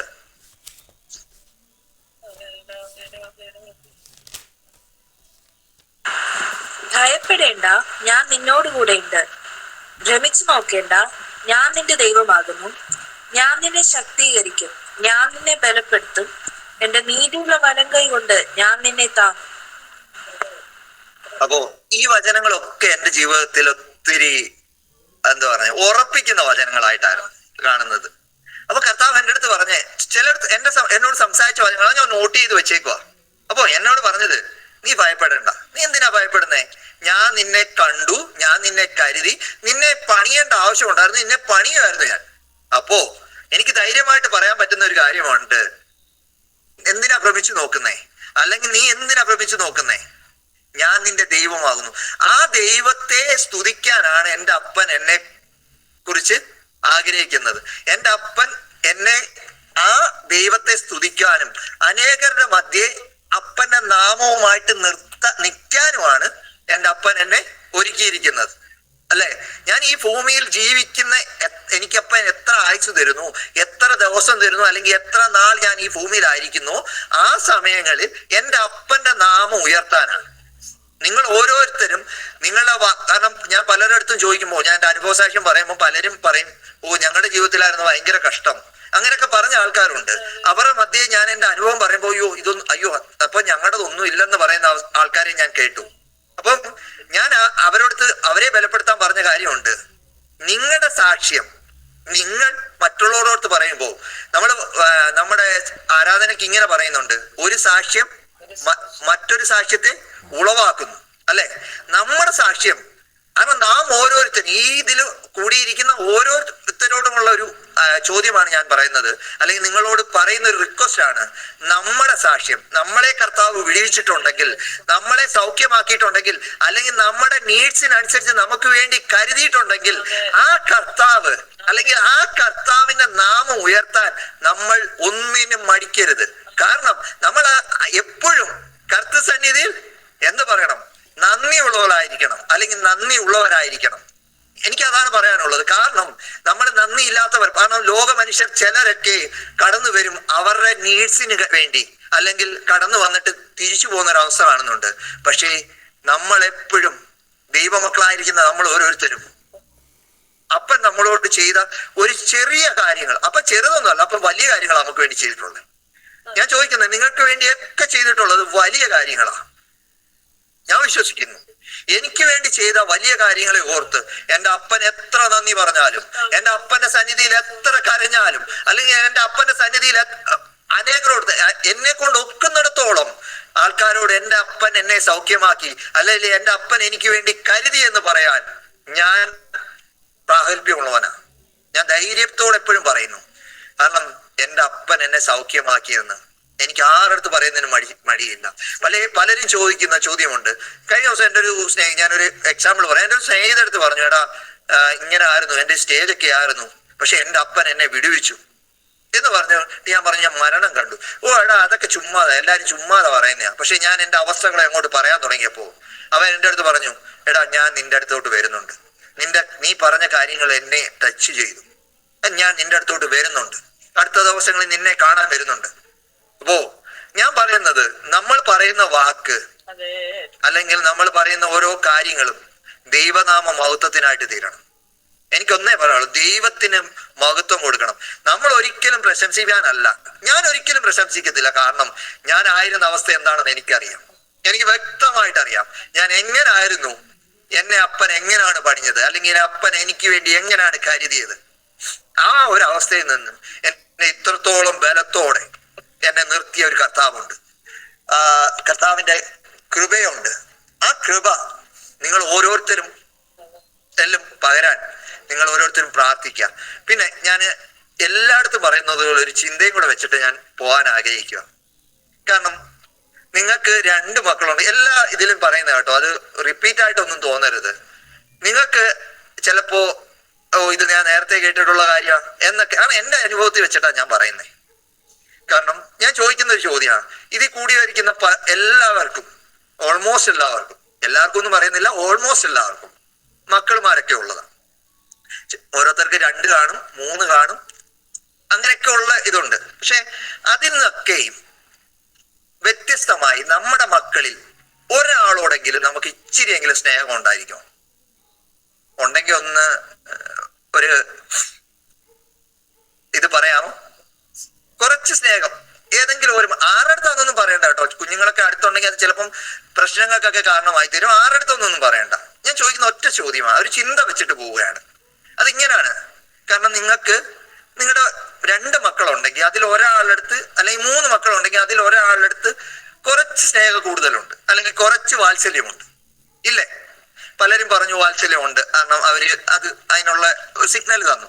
ആരൊക്കെയാണെന്നൊന്നും ഞാൻ എടുത്ത് പറയുന്നില്ല. എങ്കിലും അപ്പോ നമ്മുടെ സ്വർഗത്തിലെ അപ്പനും അതുപോലെ ആണ്. അപ്പന് മക്കളുമുണ്ട്, പ്രിയ മക്കളുമുണ്ട്. അതാണ് എൻ്റെ ഒരു ചിന്തയാണ്. അല്ലെങ്കിൽ ഞാൻ ആഗ്രഹിക്കുന്നത് അങ്ങനെയാണ്. ഞാൻ അതുകൊണ്ടാണ് അങ്ങനെ ചോദിച്ചത്, അല്ലെങ്കിൽ അങ്ങനെ പറഞ്ഞത്. അപ്പോ നമ്മൾ ഓരോരുത്തരും ചിന്തിക്കേണ്ട ഒരു ചിന്തയാണിത്. നമ്മൾ ഏത് കാറ്റഗറിയിലാണ്, അല്ലെങ്കിൽ നമ്മൾ മക്കളാണോ അതോ പ്രിയ മക്കളാണോ എന്നൊരു ചിന്ത നമ്മളിലേക്ക് വരണം, അല്ലെ? അപ്പൊ നമ്മൾ ഓരോരുത്തരും ചിന്തിക്കേണ്ടതും നമ്മൾ പറയേണ്ടതും, നമ്മൾ ക്രിസ്തുവിലായാൽ നമ്മളൊരു പുതിയ സൃഷ്ടിയാണ്, അല്ലെ? അപ്പോ ക്രിസ്തു നമ്മളെ സ്നേഹിച്ചതുപോലെ നമ്മളും ക്രിസ്തുവിന് വേണ്ടി ക്രിസ്തുവിനെ സ്നേഹിക്കുന്നവരായിരിക്കും. കാരണം അപ്പൻ നമുക്ക് വേണ്ടി കാൽവറിയിൽ സ്വന്തം പുത്രനെ അല്ലെങ്കിൽ യാഗമായി തന്നു. നമ്മളുടെ പാപങ്ങൾക്ക് വേണ്ടി തൻ്റെ അവസാന തുള്ളി രക്തം വരെ ഊറ്റി, അല്ലെ? ആരും ചെയ്യാത്തൊരു കാര്യമാണ് ഈ പറയുന്നത്. നമ്മളും മാതാപിതാക്കളൊക്കെയാണ്. നമ്മള് നമ്മുടെ അല്ലെങ്കിൽ ആ സഹോദരൻ മക്കൾക്ക് വേണ്ടി അല്ലെങ്കിൽ നമ്മുടെ ഫുൾ രക്തം ഊറ്റുമോ? ഇല്ല. പക്ഷേ സ്വർഗത്തിൽ അപ്പൻ നമുക്ക് വേണ്ടി നമ്മൾ ഫുൾ രക്തം, കാരണം അവസാനം വരുന്നത് വെള്ളമാ വരുന്നതെന്നാ പറയുന്നത്. കാരണം അതുപോലെ നമ്മളെ ഓരോരുത്തരെയും സ്നേഹിച്ചത് കൊണ്ട്, അപ്പൻ നമുക്ക് വേണ്ടി കരുതിയത് കൊണ്ട്, നമ്മൾ അവസാന തുള്ളി രക്തം വരെയും നമുക്ക് വേണ്ടി അപ്പൻ ഇങ്ങനെ പറയുന്നുണ്ട്, അല്ലെങ്കിൽ ഈ പാനപാത്രം എന്നിൽ നിന്ന് നീക്കണമേന്ന് പിതാവിനോട് ചോദിക്കുന്ന ചോദ്യമുണ്ട്. പക്ഷെ എങ്കിലും എന്റെ ഇഷ്ടമല്ല, അപ്പന്റെ ഇഷ്ടം നടക്കട്ടെ എന്നാ പറയുന്നത്. അപ്പോ ആ ഒരു ചിന്ത പോലെ ഞാൻ നേരത്തെ ചോദിച്ച ഒരു ചോദ്യമുണ്ടല്ലോ, നിങ്ങൾ ആരാണെന്നൊരു ബോധ്യം നിങ്ങളുടെ ജീവിതത്തിൽ വേണം. ഞാൻ നിങ്ങളോട് പറയുന്നു, ഞാൻ അപ്പന്റെ പ്രിയ മകനാണ്. എനിക്ക് ധൈര്യത്തോടെയും എനിക്ക് ഉറപ്പോടെയും പറയാൻ പറ്റുന്ന ഒരു കാര്യമാണ്, ഞാൻ അപ്പന്റെ പ്രിയ പുത്രനാണ്. കാരണം എൻ്റെ അപ്പൻ എന്നെ സ്നേഹിച്ച, എനിക്ക് വേണ്ടി കാൽവറിയിൽ ഊറ്റിയ ആ രക്തം, അല്ലെങ്കിൽ എൻ്റെ കാര്യങ്ങൾക്ക് വേണ്ടി ഇറങ്ങി വന്ന് എനിക്ക് വേണ്ടി എൻ്റെ നീഡ്സിനനുസരിച്ച് എന്നെ കരുതിയ ഒരു അപ്പനുണ്ട്. കാരണം എത്ര നന്ദി പറഞ്ഞാലും, കാരണം ആ മുടിയനായ പുത്രനെ പോലെ സർവ്വതും നശിപ്പിച്ച് അപ്പന്റെ അടുത്തേക്ക് വരുമ്പോ അവന് കൊടുക്കുന്ന ഒരു അംഗീകാരമുണ്ട്, അവന് കൊടുക്കുന്ന ഒരു പുതപ്പുണ്ട്, അവന് കൊടുക്കുന്ന ഒരു മോതിരമുണ്ട്. അതുപോലെ എന്നെ സ്നേഹിച്ച എൻ്റെ അപ്പൻ, എന്നെ കരുതിയ എൻ്റെ അപ്പൻ എനിക്ക് വേണ്ടി, അല്ലെങ്കിൽ എൻ്റെ രോഗത്തിന് വേണ്ടി, എൻ്റെ പാപത്തിന് വേണ്ടി ആ കാൽവറിയിൽ അല്ലെങ്കിൽ തൻ്റെ രക്തമൂറ്റിയ എൻ്റെ കർത്താവിനെ എനിക്ക് സ്തുതിപ്പാൻ, ഉയർത്തുവാൻ ഇങ്ങനെ ഒരു അവസരം കിട്ടിയതിന് ഞാൻ ദൈവത്തിന് നന്ദി പറയുന്നു. ഇങ്ങനെ ഒരു അവസരം തന്ന എൻ്റെ ഫാമിലി, അജയ് ഫാമിലിയോടും ഉള്ള നന്ദിയെ ഞാൻ ഇത്തരണത്തിൽ അറിയിക്കുന്നു. ഒരു നിമിഷം നമുക്ക് പ്രാർത്ഥിക്കാം. ആരെങ്കിലും ഇതിൽ രോഗികളായിട്ടുണ്ടെങ്കിൽ കർത്താവ് അവർക്ക് വിടുതൽ നൽകേണ്ടത്. ഹല്ലേലൂയ. നമുക്ക് ദൈവസന്നിധിയിൽ പ്രാർത്ഥിക്കാം. ഞാൻ ഒരു നിമിഷം പ്രാർത്ഥിച്ച് ഞാൻ എൻ്റെ സെക്ഷൻ അവസാനിപ്പിക്കാൻ ഞാൻ കുറച്ച് സമയം എക്സ്ട്രാ എടുത്തിട്ടുണ്ട്. എല്ലാവരും എന്നോട് ക്ഷമിക്കണം. കാരണം അപ്പൻ അങ്ങനെയാണ്, ആ രീതിയിലാണ് എന്നെ നടത്തിയത്. അതുകൊണ്ടാണ് ഞാൻ അതിലേക്ക് പോയത്. കൃപയാൽ ഇത്രത്തോളം സൗഖ്യത്തോടും ആരോഗ്യത്തോടും ബലത്തോടും ദൈവസന്നിധിയിൽ നിൽപ്പാൻ എൻ്റെ അപ്പൻ എനിക്ക് അവസരം തന്നു. ഞാൻ ഒരു നിമിഷം പ്രാർത്ഥിക്കുക. ഹല്ലേലൂയ. സ്വർഗ്ഗസ്ഥനായ ഞങ്ങളുടെ പിതാവേ, അപ്പന്റെ നാമം മഹത്വമാണ്. ഹല്ലേലൂയ. സ്വതന്ത്ര കർത്താവേ, ഈ ഡിവൈസിലൂടെ എന്നെ ശ്രവിച്ചുകൊണ്ടിരിക്കുന്ന ആരെങ്കിലും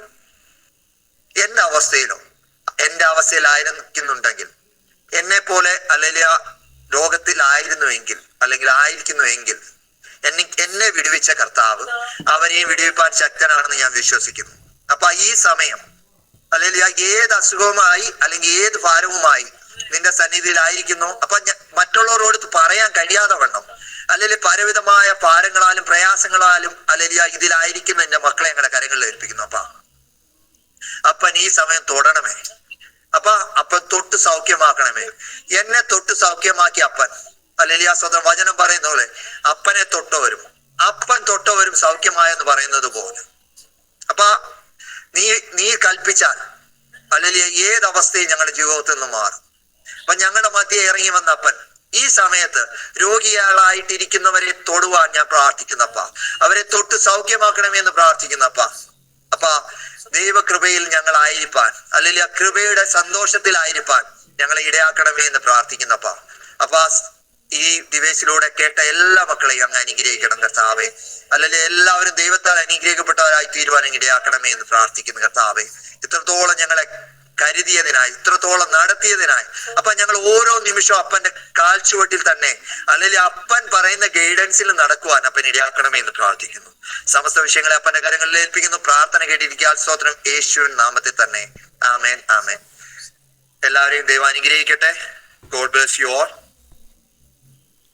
വളരെ അനുഗ്രഹിക്കപ്പെട്ട ഒരു സാക്ഷ്യം ഇന്ന് രാത്രികാലം നമ്മൾ കേട്ട സമയത്ത് ഇതെല്ലാം നമ്മെ ഓർമ്മിപ്പിക്കുന്ന ഒരു കാര്യമേ ഉള്ളൂ. സകല മാനവും മഹത്വവും നമ്മുടെ ദൈവത്തിന്. ഇത് യഹോവയാൽ സംഭവിച്ചു, നമ്മുടെ ദൃഷ്ടിയിൽ ആശ്ചര്യമായിരിക്കുന്നു. അങ്ങനെയെങ്കിൽ പ്രിയമുള്ളവരെ, ഈ രാത്രികാലം കർത്താവിൻ്റെ ദാസനിലൂടെ നമ്മൾ കേട്ട ആ സാക്ഷ്യവും ദൈവത്തിൻ്റെ പരിശുദ്ധാത്മാവ് നമ്മളോട് സംസാരിക്കുന്ന ഒറ്റ കാര്യമുള്ളൂ. ഏത് വിഷയത്തിനകത്താണോ നമ്മൾ തകരുമെന്ന് ചിന്തിക്കുന്നത്, ഏത് വിഷയത്തിനകത്താണോ നമ്മൾ അവസാനിക്കുമെന്ന് ചിന്തിക്കുന്നത്, ഏത് വിഷയത്തിനകത്താണോ ഇനി ഉത്തരമില്ല എന്ന് ചിന്തിക്കുന്നത്, അതിൻ്റെ അകത്തും ഒരു പ്രത്യാശയുണ്ട് എന്ന് ഈ സാക്ഷ്യം നമ്മളെ ഓർമ്മിപ്പിക്കുന്നുവെങ്കിൽ തീർച്ചയായിട്ടും തീർച്ചയായിട്ടും കർത്താവിൻ്റെ ദാസൻ്റെ ഈ ഒരു സാക്ഷ്യം അത് കേട്ട അനേകരുടെ ജീവിതത്തിൽ അത് ഒരു സാക്ഷ്യമായിട്ട് മാറുമ്പോൾ ഈ സാക്ഷ്യവുമായിട്ട് ചലനമില്ലാതെ കിടക്കുന്ന അസ്ഥി താഴ്വരയിലോട്ട് തൻ്റെ ദാസനെ കർത്താവ് ശക്തമായിട്ട് ഉപയോഗിക്കട്ടെ എന്ന് ആത്മാർത്ഥമായിട്ട് നമുക്ക് പ്രാർത്ഥിക്കാം. തീർച്ചയായിട്ടും പ്രിയമുള്ളവരെ, ഓരോ സാക്ഷ്യങ്ങളും അത് വ്യത്യസ്തതയാണ്. അങ്ങനെയെങ്കിൽ നമ്മുടെ സാക്ഷ്യങ്ങൾ അത് മറ്റുള്ളവരെ ചലിപ്പിക്കുന്നതായിട്ട് മാറട്ടെ. അങ്ങനെയെങ്കിൽ കർത്താവിൻ്റെ ദാസൻ ഇന്ന് നമ്മളോട് പങ്കുവെച്ച തൻ്റെ സാക്ഷ്യം, ആ സാക്ഷ്യം അതിനൊരു ജീവനുണ്ടെങ്കിൽ നമ്മുടെ ഓരോരുത്തരുടെയും ജീവിതത്തിൻ്റെ അകത്ത് കർത്താവ് നൽകിയ, കർത്താവ് ചെയ്ത നന്മകളെക്കുറിച്ച് നമുക്ക് വീണ്ടും ദൈവസന്നിധിയിൽ ആ ഒരു ദൈവത്തെ ഉയർത്തുവാൻ ഇടയായിത്തീരാം. വാക്യം ഇങ്ങനെയാണ് പറയുന്നത്: എൻ മനമേ യഹോവയെ വാഴ്ത്തുക, എൻ്റെ സർവാന്തരമേ അവൻ്റെ വിശുദ്ധ നാമത്തെ വാഴ്ത്തുക. എൻ മനമേ യഹോവയെ വാഴ്ത്തുക, അവൻ്റെ ഉപകാരങ്ങൾ ഒന്നും മറക്കരുത്. പ്രിയമുള്ളവരെ, ഈ രാത്രികാലം കേട്ട വചനം നമ്മുടെ ജീവിതത്തിൻ്റെ അകത്തും ഇത് കേൾക്കുന്ന പ്രിയമുള്ളവരുടെ ജീവിതത്തിനകത്തും വലിയൊരു മാറ്റമാകട്ടെ എന്ന് ദൈവനാമത്തിൽ ആശംസിക്കുകയാണ്.